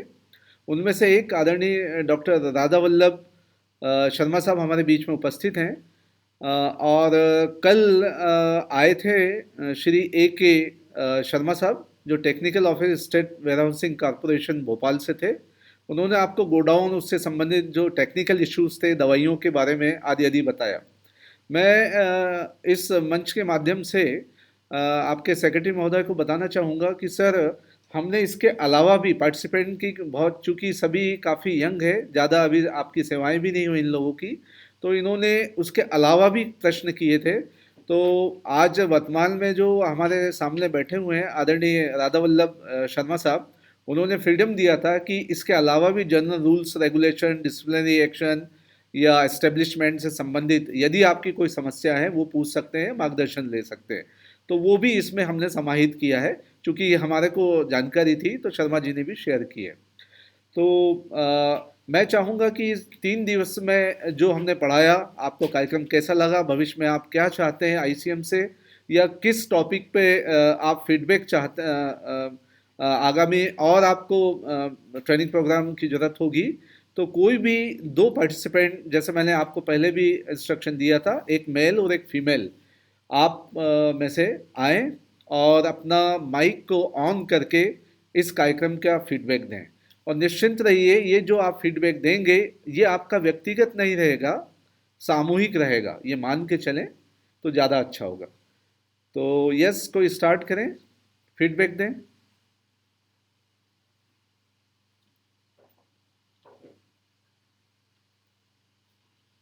या मैं किसी को नॉमिनेट करूं? मैं करूंगा तो ज़रा पार्शलिटी हो जाएगी। मैं चाहूंगा आप लोग करें, अपने स्वेच्छा से बोलें तो ज़्यादा बेटर रहेगा, क्योंकि प्रश्न तो आपने बहुत पूछे हैं। अब क्या हो? हाँ स्नेल जी, आप ही शुरू कर दीजिए, चलिए। सर मेरी इतनी योग्यता और पात्रता नहीं है कि मैं किसी विषय के संबंध में अपने विचार विस्तृत नहीं नहीं, कर विषय के, सकूं। इस कार्यक्रम के बारे में आपको फीडबैक देना। आप पहले भी कई लोग हमारे ट्रेनिंग प्रोग्राम में आए हैं तो आपने फीडबैक आई दिया है। Enjoyed sir. हाँ, तो मैंने वही फीडबैक 2019 चाहते हैं, में और कोई विशेष कोई लेक्चर या भाषण नहीं चाहते हम लोग, कि भाई कैसा क्या लगा आपको और भविष्य में और क्या चाहते हैं आप, या मुद्दा क्या साहब मिलना मैं चाहिए। मुद्दा साहब जी सर। मुद्दा साहब मैं ये कहना चाह रहा था कि मेरे ये जितने प्रतिभागी हैं इनको ये प्रोग्राम कैसा लगा, क्या उपयोगी रहा, क्या महत्वपूर्ण जानकारियां इन्होंने सीखी, इनमें से कोई भी अगर उस बात को रखना चाहे। मतलब कई बार ऐसा होता है कि हम लोग कार्यक्रम के अंत में चीज़ें भी बताते हैं और थैंक्स गिविंग के रूप में भी करते हैं। जी मैं इस पर आपको अपना अपना एक अनुभव बताता हूँ। मैं आपके ही पुणे वैमनिक गांव में मतलब एक ट्रेनिंग सेशन में मैं गया हुआ था, जी और आदरणीय सुरेश प्रभु साहब उसके चीफ गेस्ट थे, ठीक है। जी और सारा जो सेमिनार चला वो प्रारंभ से लेकर अंत तक अंग्रेजी में चला, जी और उसमें तमिलनाडु, केरला, कर्नाटका, यहाँ से भी डीआर और जेआर, इवन एडिशनल रजिस्ट्रार तक आए हुए थे, और कई छोटी छोटी संस्थाएं जिनको हम समझते थे कि पैक्स कहलाती हैं, उनके यहाँ से जो आए थे वो एमडी लिख रहे थे कि एमडी फलाना ये हो। तो मतलब उनसे जो जानकारियां ली गई वो पता चला कि हमने कहा भाई आप सैलरी कितनी पाते हो, तो उन्होंने कहा साहब 35,000 रुपये। मतलब ये एक हम लोगों के बीच में कन्वर्सेशन रहा। लेकिन जो आपके सामने संकट है, यही संकट वहाँ के भी उद्घोषक के समक्ष था कि जब उन्होंने पूछा कि भाई पूरे भारत से लोग आए हैं, हर स्टेट से हैं करीब करीब, तो कोई आकर के कुछ बताए कि उसने क्या सीखा, और एक मतलब it will serve as a thanksgiving from audience side and participants. Okay, तो कहा गया कि भाई अब बोलिए। अब चूंकि सारा प्रोग्राम अंग्रेजी में संचालित किया गया था और पूरा 3 दिन का सेमिनार जो है वो अंग्रेजी में ही सब बातचीत हुई थी, चर्चा हुई थी, तो उसमें कोई भी नहीं उठ के खड़ा हुआ। फाइनली जो है वो हमारे अभी बैचमेट हैं ग्वालियर में, जॉइंट रजिस्ट्रार संजय दलीला, हम दोनों बैचमेट हैं। तो उसने बिल्कुल जैसे कहते हैं ना, जिद करके मुझे कहा कि भाई आप खड़े हो जाइए और आप मंच पे जाइए और आप बोलिए। तो मैंने कहा भाई मैं तो हिंदी में बोलता हूँ यार, हिंदी भाषी हूँ, इलाहाबाद का हूँ तो हिंदी भाषी हूँ, और खड़ी बोली का उदय उसी क्षेत्र से होता है, तो मैं तो हिंदी में लेक्चर देता हूँ। तो उन्होंने कहा नहीं, किसी न किसी को तो आना ही पड़ेगा। तो संजय दलीला ने कहा यार अब बिल्कुल नाक कट रही है पूरे भारत की, सारे पार्टिसिपेंट्स हैं और कोई नहीं बोल रहा है, तो बोले तुम ही कुछ टूटी फूटी अंग्रेजी में बोलो। तो somehow I could manage to speak my deliberation after the end of the entire seminar and discussion in English. Although being from North India, I could manage to speak in English, and somehow I, presented my thanksgiving to Honorable Suresh Prabhuji and to all the, lecturers, professors, or those who had deliberated with us and those who had participated with us, and the entire team of training, everybody, including your Vamnicom. So this always happens कि once you are asked, please comment, please deliberate, nobody comes up. And if you are nominated, you come up and under certain compulsions you speak out. This is, तो I think कि किसी को स्वेच्छा से आगे आना चाहिए। क्या सीखा भाई हमारे, हाँ ये हाँ क्या सीखा किसने, मतलब ये बताएं। एक आध दो नाम आप, 2-3 नाम आप लीजिए मुदगल साहब, तो मैं देखूं, क्योंकि मैं नहीं, इसलिए ये मैंने स्नेहल मैंने इन मंत्री और लोगों हम को दोनों बता दिया हैं। था आज 11 बजे जब कार्यक्रम स्टार्ट हुआ कि इस ढंग से हम लोग आज का समापन रखेंगे, तो अच्छा रहेगा आप लोग ही बोलें। आप एक नाम बोल दीजिए किसी को, जिनको आप उचित समझते हैं, किसी को भी एक नाम बोल दीजिए, और आप प्लीज अलाउ अच्छा चलिए, मैं ही ओके ओके। तो मैं जेंट्स से मिस्टर महेश्वरी जी को बोलूँगा, और मैडम निशा खान, इन्होंने भी बहुत प्रश्न किए। लेडीज में से वो अपनी बात रखेंगी, ठीक है। तो पहले आप महेश्वरी जी आप बोल दीजिए, और उसके बाद मैडम निशा बात करेंगी। चलिए। आदरणीय सेक्रेटरी साहब और उपस्थित सम्माननीय वक्ता एवं मुदगल साहब को मेरा नमस्कार। मेरी आवाज आ रही है सर क्लियर? हाँ क्लियर है, बताइए। बिल्कुल आ रही है, आप बोलिए, कंटिन्यू करिए।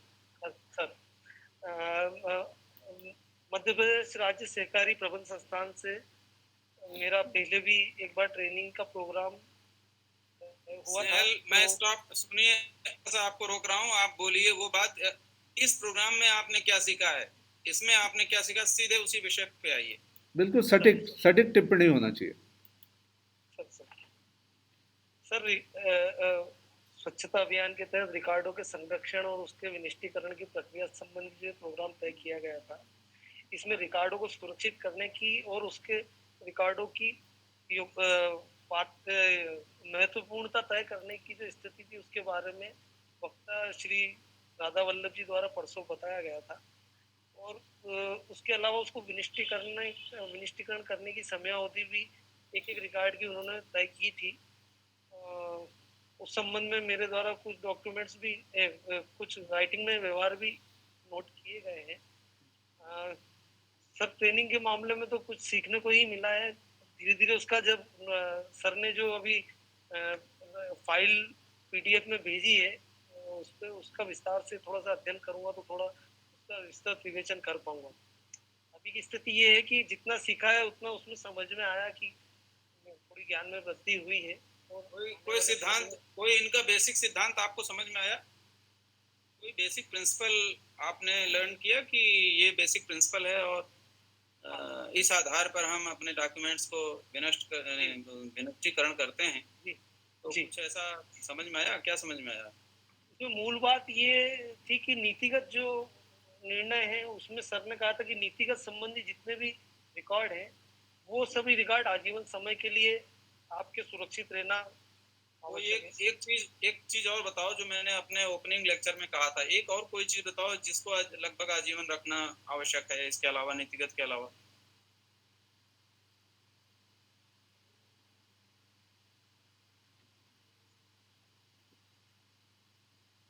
चलिए दूसरे पार्टिसिपेंट को देखिए, कौन, निशा या मैडम निशा। जी सर। हाँ निशा बताओ। जी, सबसे पहले तो नमस्कार सर। और सबसे पहले तो मैं आभार व्यक्त करना चाहूंगी तिवारी सर का, जिन्होंने अपना मूल्यवान समय हमें दिया। इसके साथ साथ मुदगल सर का भी, जिन्होंने इतने अनुभवी प्रशिक्षक हमें उपलब्ध कराए, जिनको काफी एक्सपीरियंस है और उनके एक्सपीरियंस से हमें काफी नॉलेज स्टोरेज के बारे में और उसी के साथ साथ टेक्निकल नॉलेज भी मिली। इसके साथ साथ उन्होंने हमारे दूसरे डाउट्स जो हमारे स्थापना, अकाउंट्स एक्सेट्रा से रिलेटेड जो भी थे वो भी सारे क्लियर करने में हमारी हेल्प की। इवन उन्होंने हमें अपना मतलब आरबी शर्मा सर ने और AK शर्मा सर ने, दोनों ने अपने पर्सनल नंबर भी हमें प्रोवाइड कराए कि इन फ्यूचर अगर हमें किसी भी काम में कोई भी इशू आता है, अपनी सर्विस में या टेक्निकल कोई इशू आता है, तो हम उनसे डायरेक्ट कांटेक्ट कर सकते हैं। Thank you so much sir. Mudgal sir, आपका भी बहुत बहुत धन्यवाद जो आपने हमें ऐसे प्रशिक्षक उपलब्ध कराए। धन्यवाद धन्यवाद। निशा, मैं एक सवाल मैं आपसे पूछना चाहता हूँ कि स्टोरेज में आपने क्या सीखा, कुछ बताओ एक दो पंक्ति में।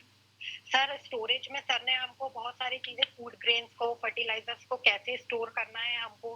फूड ग्रेन्स के लिए हमको एक एल्ड्रिन नाम का केमिकल होता है जो दीमक को मारने के लिए यूज होता है, उसका यूज बताया कि आप उसको कैसे यूज कर सकते हो। इसके अलावा मिथाइलोथोन करके एक केमिकल होता है जिससे हम पूरे खिड़की, दरवाजे, गोदाम के जो हैं उनको फ्यूमिगेट करते हैं, जिससे कि दीमक पनपने से रुकते हैं। उसके अलावा उन्होंने हमें मतलब ये बताया कि मतलब दीमक वगैरह स्पेशली ज्यादा जो हैं, जो हमारे ग्रेन्स वगैरह को और बाकी चीजों को नुकसान पहुंचाते हैं। और बाकी सर, स्टोरेज से रिलेटेड और टेक्निकल इश्यूज के लिए उन्होंने बोला था अगर आपको कोई भी ऐसी प्रॉब्लम आती है तो you can ask me in future.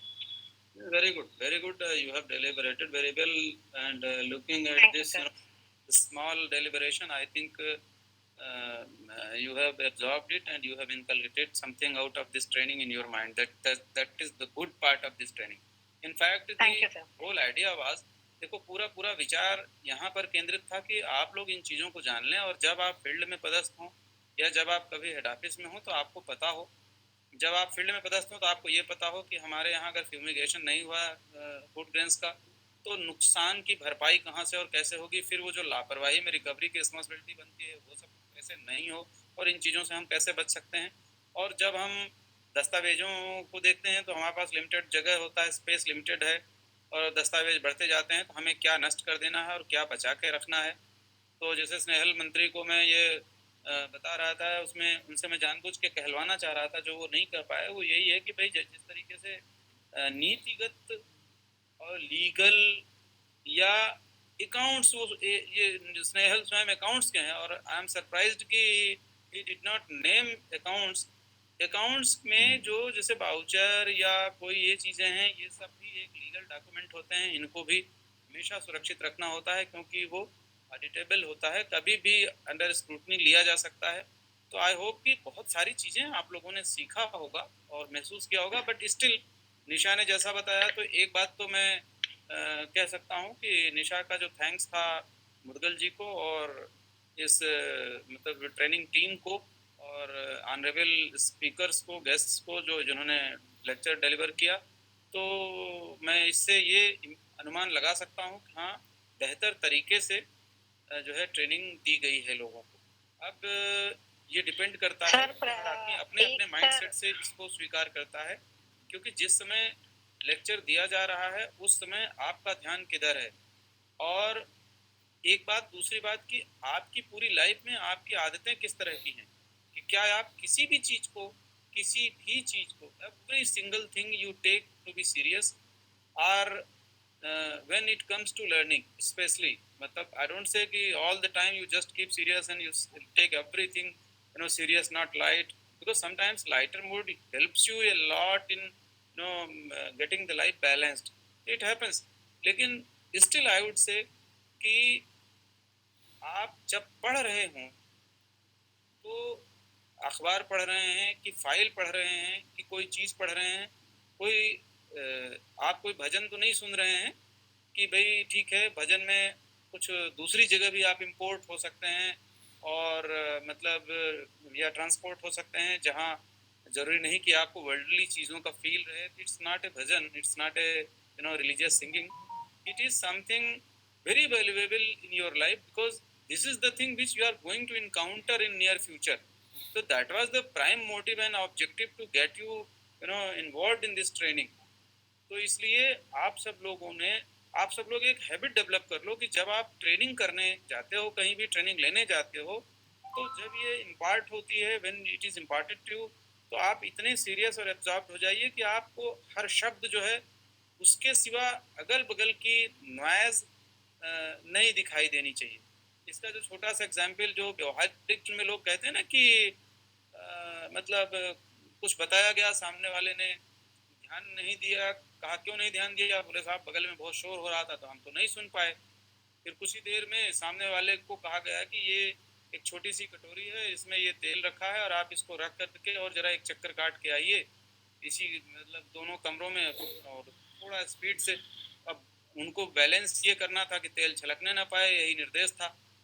तो जब वो लौट के आए तो इस बीच में कुछ आवाज़ें पृथक तरीके की क्रिएट की गई और लौटने पर उनसे पूछा गया कि भाई आपने कौन सी आवाज़ें सुनी? तो उन्होंने कहा था मैंने तो कोई आवाज़ नहीं सुनी। बोले क्यों? तो बोले पता नहीं, मैं नहीं जानता। मतलब अरे, तो बोले आपको ध्यान देना चाहिए, आवाज़ें तो चल रही थी, ये भी एक सवाल आपसे किया जाना था। तो अब वो एक्सक्यूज़ क्या लिए वो बताता हूँ। उन्होंने कहा सर बात ये थी कि मेरे हथेली पर तेल की कटोरी थी और वो मतलब स्पिल ओवर ना हो, छलकने ना पाए, इसी ध्यान में मैं तो कुछ सुना ही नहीं।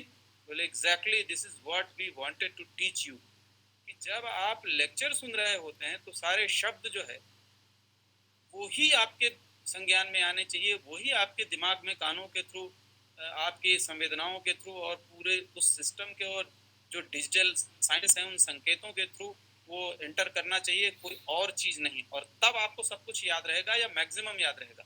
ह्यूमन माइंड के लिए इम्प्रेशंस है, मैं बिल्कुल समझता हूँ। और मैं ये कह सकता हूँ कि कम से कम MPPSC देश के दो जो बड़े एग्ज़ाम होते हैं IAS और PCS, उनमें से एक मुझे बहुत हाई मेरिट से क्रैक करने का अवसर मिला। मैं अति साधारण विद्यार्थी रहा, कभी भी मैं साधारण फर्स्ट डिवीज़न या इसी इर्द गिर्द में रहा। मैं कभी टॉपर नहीं रहा, कभी 75% वाला नहीं रहा। लेकिन मैं एक बात कह सकता हूँ कि केवल एक चीज़ जो मेरे साथ हमेशा रही वो थी कंसंट्रेशन। कि जब किसी चीज़ को हम सुनते हैं और करते हैं तो उसको बहुत लगन निष्ठा और कंसंट्रेशन से करते हैं तो वो सारी चीज़ें समझ में आती हैं। सारे काम को भी आप लगन निष्ठा और कंसंट्रेशन से कीजिएगा तो मुझे लगता है कि फिर आप लोगों को ये जो सवाल जवाब की जो समस्याएं हैं ये नहीं होंगी। आप स्वयं से उठ के खड़े होंगे और स्वयं से आप कहेंगे कि भाई ठीक है।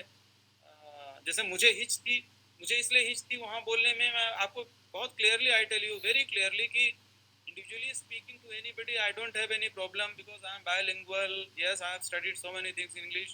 I have studied philosophy later part in English and I have studied law in English. I always used to write Times of India, some competitive magazines. So then, communicating to anybody in front of me, if he was speaking, I always got a clue to speak to. But sometimes, it becomes very difficult to deliver a lecture on a platform when your mother tongue is not English, especially, and you come from North India, where every time, all the time around you, people always keep speaking Hindi only. So then it becomes really very difficult. But yes, I mustered the courage that day, and I could stand up and went to the dais, and I could somehow manage to speak, managed to deliver my lecture and thanksgiving to, the organizers. So that way I could do, and thereafter I came to know I could actually recognize my capabilities. Yes, I could have done it, but I was shying and just having a shame why I didn't know. Right now, if I analyze the fact why was I feeling shy of not going on this dais, so today I don't find any reason. But yes, वो दिन था, बहुत अजीब सा लग रहा था, but उस दिन ने एक कॉन्फिडेंस दे दिया ठीक है, एवरीथिंग इज फाइन नाउ। आप जहाँ जैसे भी हैं मतलब वैसा आप, लेकिन concentration is the key to open all the locks of life. अगर आपने जिंदगी में कंसंट्रेशन नहीं किया, ये जो मेडिटेशन की रोज हम योगा की बात सुनते हैं, जो it is nothing but the concentration of the mind. Because see yoga is in my opinion and as I have studied is nothing but the equilibrium of all mental faculties.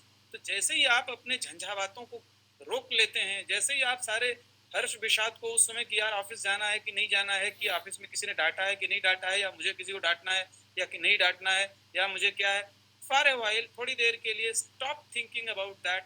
आप अपने सारी मेंटल फैकल्टीज को, चिंता की, घृणा की, क्रोध की, हर्ष की, विषाद की, किसी चीज की सारी मेंटल फैकल्टीज को just for a while keep it aside, आप किनारे कर दीजिए। और सर क्या कह रहे हैं, क्या लेक्चर दे रहे हैं, जब आप उसको सुन लेंगे तो चीजें ठीक हो जाएंगी। और यही सिद्धांत पूरे लाइफ में लागू होता है। जो थोड़ी बहुत चाहे परिस्थिति जन्य, आज मैं कोई एक्सप्लेनेशन नहीं दूंगा, लेकिन मैं ये जानता हूँ अगर मैं आईएएस नहीं हुआ तो this was sheerly my mistake, nobody else is responsible. I should have mustered the courage to get into IAS because everything was open to everybody. और ऐसा नहीं कि गरीब कमजोर तबके के लोग नहीं, आज सारा उठा के रिजल्ट आप देख लीजिए तो 60-70% आपको साधारण बैकग्राउंड से आए हुए लोग हैं। मेरे फादर जो है किसान थे, मतलब एक ऐसे गांव में जहां मैं सन 82 में जब ग्रेजुएशन कर चुका तब मेरे गांव में बिजली आई थी। पीएससी मुझे लैंप और लालटेन से ही देनी पड़ी थी। तो सब एवरीथिंग इज पॉसिबल, बशर्ते कि आपके दिल दिमाग में अगर आपने सोच लिया कि मुझे ट्रेनिंग करके इस चैप्टर को समझ लेना है, यू विल अंडरस्टैंड, और नहीं तो नहीं। तो बस इतना ही कहना था।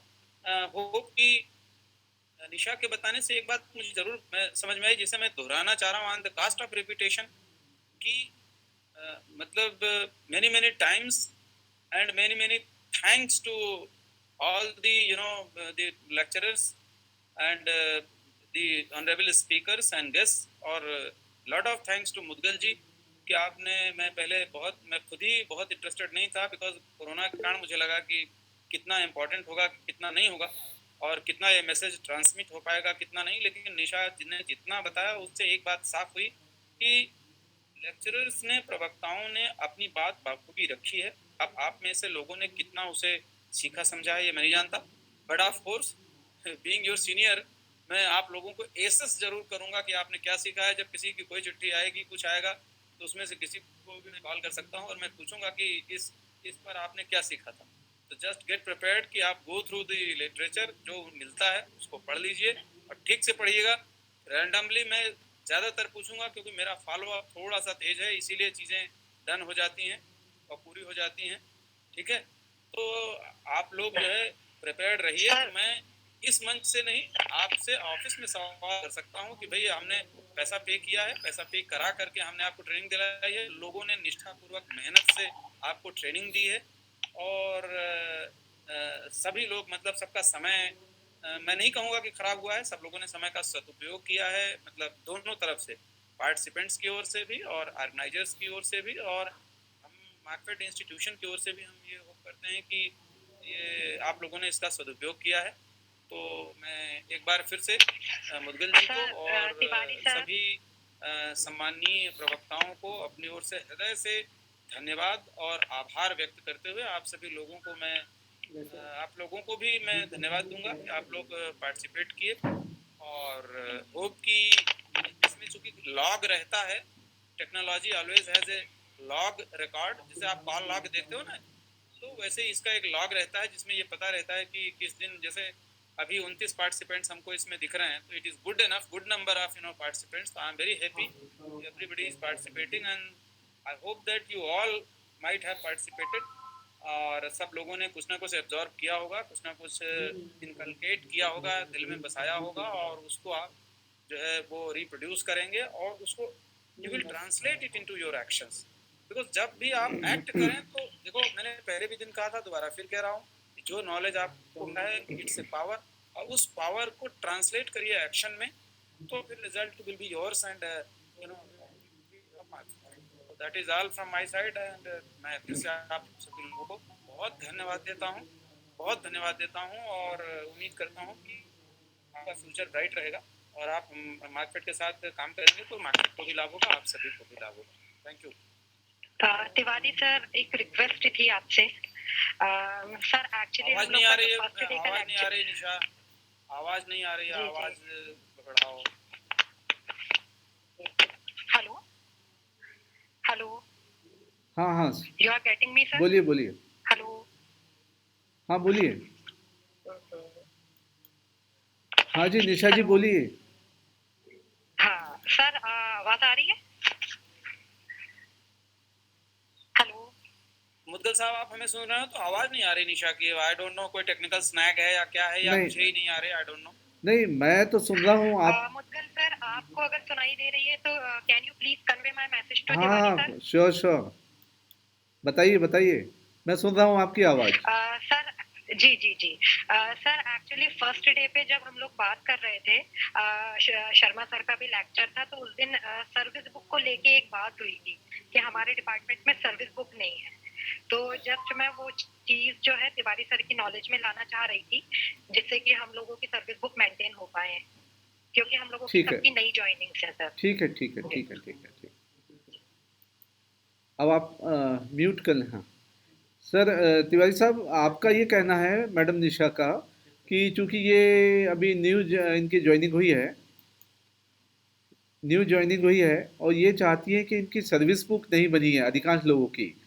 तो वैसे उस दिन इनको पहले दिन बताया गया था कि हो सकता है कई लोग डेपुटेशन से या बाहर से सर्विस छोड़ के आए हों, पुरानी सर्विस इनकी काउंट होना हो, इसलिए भी थोड़ा डिले हो रहा हो।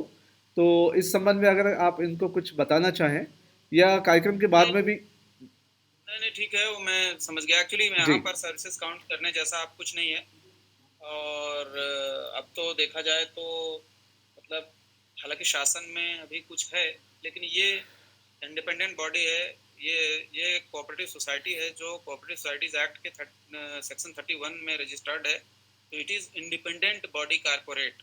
ये एक बॉडी से दूसरे बॉडी में जाने से कोई उसका लाभ नहीं होता है। गवर्नमेंट के एक सेक्टर में ही, मतलब दूसरे गवर्नमेंट के सेक्टर में जाने से लाभ होता है।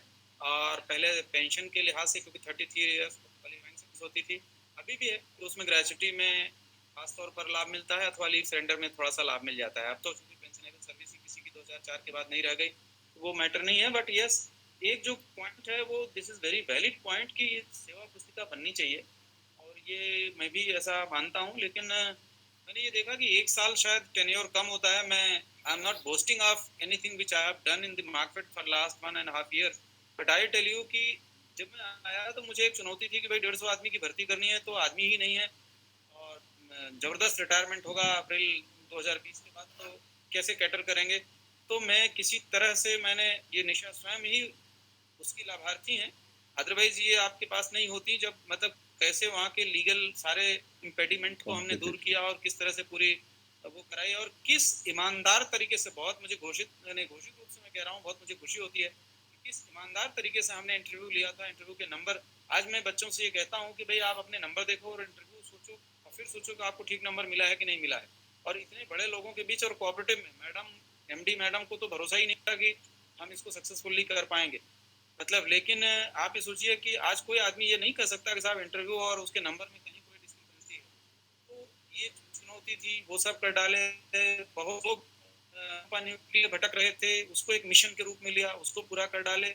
इसके बाद एलडीवी से कई असिस्टेंट मैनेजर्स आए थे जो प्रोबेशन पे भटक रहे थे, उसको एक मिशन के रूप में लिया, उसको पूरा मतलब कर डाले। उसी समय इनकी फाइनेंशियल प्रॉब्लम थी, 7th पे कमीशन ऑर्डर होके भी नहीं हो पा रहा था इम्प्लीमेंट। फिर रजिस्ट्रार ऑफिस से कोऑर्डिनेट करके, अब मतलब just I can't tell you on this front कि what I had to do and what I have to speak to people कि how could I get it done somehow. तो ये कैसे मैं कर सका, मतलब ठीक है, बट यस थैंक गॉड कि इट वाज डन ऑल।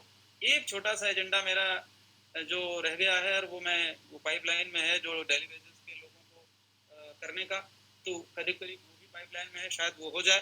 पर मुदगल साहब मैं चाहता था कि मुझे अगर कुछ समय और मिला यहाँ अगर रहने का, आई डोंट नो, क्योंकि हम लोग एडमिनिस्ट्रेटिव सर्विसेज में ये बड़ा यू कैन बेटर अंडरस्टैंड कि this is cooperative department where in by any moment of time at one single order you are picked up and you are thrown elsewhere, you are transferred elsewhere. So I'm not sure how long I'm going to stay here, but okay, अगर मैं यहाँ थोड़ा और समय रह गया तो preparing service book ये बहुत इम्पोर्टेंट चीज़ है, शासन में बनती है। वो एक बुक ऐसी होती है जो एक प्रकार का पूरे जीवन का लॉग है, it's a log of life. मतलब जैसे आप कॉल करते हैं तो कॉल का लॉग होता है, रिकॉर्ड रहता है किसने कब कॉल किया, आपने कितने मिनट किससे बात की। तो वैसे ही कब आप नौकरी में आए और कब आपको इंक्रीमेंट मिल गया, कब आपका प्रोबेशन खत्म हो गया, कब आपका लीव आपने कराई, और एक एक चीज़, मतलब सब चीज़ उसका पूरा it's a log of your service career. That book should be prepared, मैं इसको बिल्कुल मानता हूँ। और देखते हैं उसको, सोचते हैं कि कैसे किया जा सकता है, और इट्स ए गुड आइडिया और सही बात है। मेरा भी ध्यान इसलिए नहीं गया कि कभी किसी ने ज़्यादा इस पर डिमांड भी नहीं की। और मतलब हाँ, इनको एक चीज़ जो और बताना भूल गए थे कि not only pay scale, 7th पे स्केल, बट इनको टाइम स्केल भी हमने दिलाया इस बीच में, और सभी का एरियर भी जो पात्रता रखते थे उनका एरियर भी दिलाया। मतलब ऐसे जितना यूनियन का एजेंडा था वो करीब करीब कंप्लीटेड था। बट पहली बार ये लोग ये चर्चा कर रहे हैं। निशा तो, या जिसने भी, निशा ने शायद ये बोला उस बीच में, मुझे लगता है मेरे फ़ोन का वॉइस ऑन था और मेरे स्पीक के कारण वो भी कई बार हो जाता है। तो फिर मैंने देखा क्या टेक्निकल प्रॉब्लम है, तो उसको क्लिक करके और फ़ोन के स्पीकर पे गए और क्लिक किया, तब आपकी आवाज़ मुझे आई। तो मैं ये कहता हूँ कि भाई इन लोगों ने मुझे कभी बताया ही नहीं। अब इस मंच पे ये तो वैसा हुआ ना कि जब हम दोनों किसी तीसरे आदमी के यहाँ गए तब अपने जज से बताए कि भाई मुद्गल साहब आप जज हैं और मुद्गल साहब बताएं कि सर्विस बुक बननी चाहिए, तब हम सोचें। They should all have told me earlier and I hope that मेरे नेचर के हिसाब से मैं I would have reacted properly. तो कोई ऐसी बात नहीं है। Okay, let us consider it, consider करना चाहिए, हम लोग कंसीडर करें इसको। और इनकी होप जायज़ है, मैं करता हूँ, देखते हैं मतलब कुछ क्या किया जा सकता है। बल्कि मैं तो कहूँगा कि ये लोग सामूहिक रूप से लिख के भी दे दें, तो एक कहता ना कि मतलब to start with I will have a letter कि भाई क्यों हम ऐसा करना चाह रहे हैं कि भाई सबकी डिमांड है। नहीं तो स्थापना ही वाले इन्हीं के साथी संगी, बनाना इनके साथी संगी को है, मतलब मुझे थोड़ी बनाना है, बनाना इनके साथी संगी को है और मुझे बनवाना है एंड एडमिनिस्टर करना है कि इट इज़ डन। तो ये लोग लिख के दें और ये अपने साथियों के पीछे पड़ जाएं। भैया बना दो यार, सबके लिए ये फायदेमंद है, ठीक है? क्यों भाई, है ना? निशा नहीं है, all those who are participating सभी। जी सर, जी सर, जी सर। तो ठीक है, इट इज कंसीडर्ड। ओके। और सर एक्चुअली सर मैं आपसे पर्सनली बोलती लेकिन अभी क्या हुआ, पहले सुनो, एक सेकंड सुनो आप, कि एक्चुअली ये फ्रंट है ट्रेनिंग पर बात करने का, ये फ्रंट डिमांड रखने और उसका नहीं है। जी हाँ। और डिमांड रखने के लिए आप लोग कलेक्टिवली कोई चीज़ लिख के दो तो मैं हमेशा कंसीडर करता हूँ। तो अब उन सब पे बात नहीं होगी, अब मुझे लगता है कि आई शुड फिनिश इट। और सारे को एक दूसरी वीसी ऑलरेडी चल रही है, उसको म्यूट तो नहीं किया हूँ लेकिन वीडियो ऑफ करके और उसका वॉइस स्लो करके तब मतलब ये कर रहे हैं। और दूसरे भी ऑनरेबल स्पीकर्स जुड़े हैं, तो let us not waste their time also and ours as well of course. तो थोड़ा अब ऐसा करें कि इसको कंक्लूजन की ओर ले चलें एंड मैं again I hand it over to Shri Mudgal ji to conclude proceedings please. Thank you sir, thank you Tiwari साहब, आपने अपना अमूल्य समय दिया। 2 मिनट मैं भी आपका थोड़ा लेना चाहूँगा। आप सभी पार्टिसिपेंट बड़े सौभाग्यशाली हैं कि कोई अच्छा आपको मार्कफेड में सेक्रेटरी मिला है। और जैसे कि आपने देखा अभी जो आपने एक अल्प अवधि में ही कितने पैरामीटर आपने चुने हैं और जो यहाँ कई सालों से समस्याएं थी उसको निदान किया। तो एक अच्छे प्रशासक की भूमिका में एक मैनेजमेंट, टॉप मैनेजमेंट जो होता है और एक आप लोग हैं जहाँ जो लोग काम करते हैं उनके बीच में एक ब्रिज का रूप में एक सेक्रेटरी काम करता है मार्केटिंग फेडरेशन में, आपने किया। तो एक प्रशासनिक क्षमता हमको पता चलती है अधिकारी की। और दूसरा मैं आपको बताना चाहूँगा सभी पार्टिसिपेंट को, आप शायद जानते होंगे आप लोग कि आदरणीय तिवारी साहब पहले कॉलेज में भी रहे हैं, जैसे मुझे मेरे संज्ञान में है। तो एक टीचर जो होता है हमेशा सॉफ्ट होता है और दूरदृष्टि वाला होता है। तो वो सब चीज़ें आज हम आदरणीय तिवारी साहब की स्पीच में भी हमको देखने को मिली और उनकी कार्यप्रणाली में भी देखने को मिली। 2 तरह के व्यक्ति होते हैं, एक व्यक्ति संस्था के नाम से जाना जाता है और एक ऐसा भी मौका आता है कि जब संस्थाएं व्यक्ति के नाम से जानी जाती हैं। तो ज़्यादा मैं कुछ अतिशयोक्ति वाली बात नहीं है, तिवारी साहब जैसे व्यक्ति जहाँ भी रहेंगे मैं समझता हूँ कि संस्थाएं उनके नाम से जानी जाएंगी। ऐसे आपको मिलने अधिकारी मिले, आप भरपूर इनका दोहन करें, मैं तो ये कहूँगा दोहन करें, लाभ उठाएं। और तिवारी साहब ने आईसीएम को एक मौका दिया है, ये बात सही है, बिल्कुल मंच से उनने स्वीकारा कि इस कार्यक्रम को करने में उनकी इच्छा भी नहीं थी। मैं लगातार 15-20 साल से आदरणीय तिवारी साहब के टच में हूँ। उस दिन जब उन्होंने मुझसे बात की तो मुझे भी बड़ा अटपटा लगा कि एक टीचर आदमी मना कैसे कर रहा है ट्रेनिंग एजुकेशन की बात को। लेकिन हो सकता है कोविड के कारण उनकी प्रॉब्लम होगी। लेकिन मैं बताना चाहूँगा कि सिर्फ ना मध्य प्रदेश में बल्कि हिंदुस्तान के कोने कोने में भारतीय सेना के जवानों को हमने मार्च से अगस्त 5 तारीख तक ट्रेनिंग दे चुके हैं और हमारे यहाँ से कोई किसी भी तरह की प्रॉब्लम नहीं, बड़ी कंफर्टेबल हुई है। तो हम लोग इस चीज़ में दक्ष हैं, वी आर ट्रेनर, 100% ट्रेनर। तो एक चैलेंज के रूप में, टेक्नोलॉजी चैलेंज के रूप में हमने इसको ट्रेनिंग को कोविड-19 के तहत एक्सेप्ट किया है आईसीएम ने। और भविष्य में जब भी मार्कफेड हमको इस तरह की और भी अपेक्षाएं अगर मार्कफेड की हमारे इंस्टीट्यूट से होंगी, निश्चित तौर पर हम उठाएंगे। मैं बहुत आभारी हूँ आदरणीय तिवारी साहब का व्यक्तिगत रूप से, मैं आभारी हूँ एमडी साहब का, पूरे मैनेजमेंट का, जिन्होंने ये कार्यक्रम करने के लिए हमें सहमति दी और सभी पार्टिसिपेंट को समय दिया कि इसमें सभी बैठें, एक्टिवली पार्टिसिपेट करें। आप सभी का भी मैं हृदय से आभारी हूँ, काफ़ी एक्टिव आपने पार्टिसिपेशन इस पूरे प्रोग्राम में किया है। मैं गेस्ट स्पीकर उनका भी आभारी हूँ, आदरणीय शर्मा साहब का, और स्टेट वेयर हाउसिंग से AK शर्मा साहब आए थे, उनका भी हृदय से आभारी हूँ, उन्होंने भी अपनी बात रखी। और तिवारी साहब को मैं बताना चाहूँगा कि जो हमने लिटरेचर प्रोवाइड किया है, एक बार मैं आपको पर्सनली भी एक अलग से कॉपी भिजवाऊंगा मैसेंजर के हाथ से, आप देखें इतना डिटेल्ड है उसमें और पूरा सेक्शन वाइज अलग अलग दे रखा है। तो मैं समझता हूँ कि कोई भी क्लैरिटी नहीं छूटी है हमारी तरफ से, राइटिंग में भी देने में और बताने में भी। अब बात अलग है कि सबका कोई किस भगवान को ज़्यादा पसंद करता है, प्रसादी किसको ज़्यादा मिलती है, तो श्रद्धा भक्ति के ऊपर भी, गुरु और चेले के ऊपर भी डिपेंड करता है। लेकिन मेरी शुभकामनाएं। मार्केटिंग फेडरेशन एक अच्छा कोऑपरेटिव का नाम है मध्य प्रदेश में, इंडिया में भी जाना जाता है और मैं उज्जवल भविष्य की फेडरेशन की आप सभी की मैं कामना करता हूं। आप सभी मेरे साथ जुड़े, आईसीएम के साथ जुड़े, आईसीएम परिवार आपका हृदय से आभारी है। और सचिव महोदय की सहमति से मैं कार्यक्रम की समाप्ति की घोषणा करता हूं। आप सभी फीडबैक फॉर्म भर दें और फिर हम आपको ई सर्टिफिकेट बाद में जारी कर देंगे। Thank you sir. Thank you so much, thank you, we conclude the proceeding, thank you so much.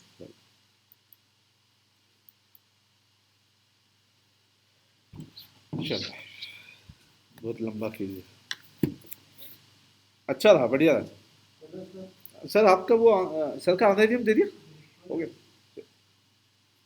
तो सर इसमें ये एक मैंने आपसे पूछा था कंज्यूमर प्रोटेक्शन एक्ट है, ये किसी सवाल हो यार, ऐसा तो नाकालिश से किसी प्रोफेसर को कह देता कंज्यूमर प्रोटेक्शन एक्ट ये क्या है वेयर हाउसिंग के, इसमें 12 हमारे वो लेक्चर होना है, 12 यानी एक एक वीक में एक एक बैच आएगा। तो कंज्यूमर प्रोटेक्शन एक्ट है essential commodity relevant to warehousing से ये बता किसी नाकालिश से प्रोफेसर को कह देता ऐसा कि आप आ जाइए ज़्यादा डिटेल छोड़ ही बताना। हाँ आप जो समय देंगे 5 दिन का है आपको सिर्फ चलो देखता हूँ। है ना सर, तो मैं आपसे पूछ के लगा लूँगा। Thank you sir.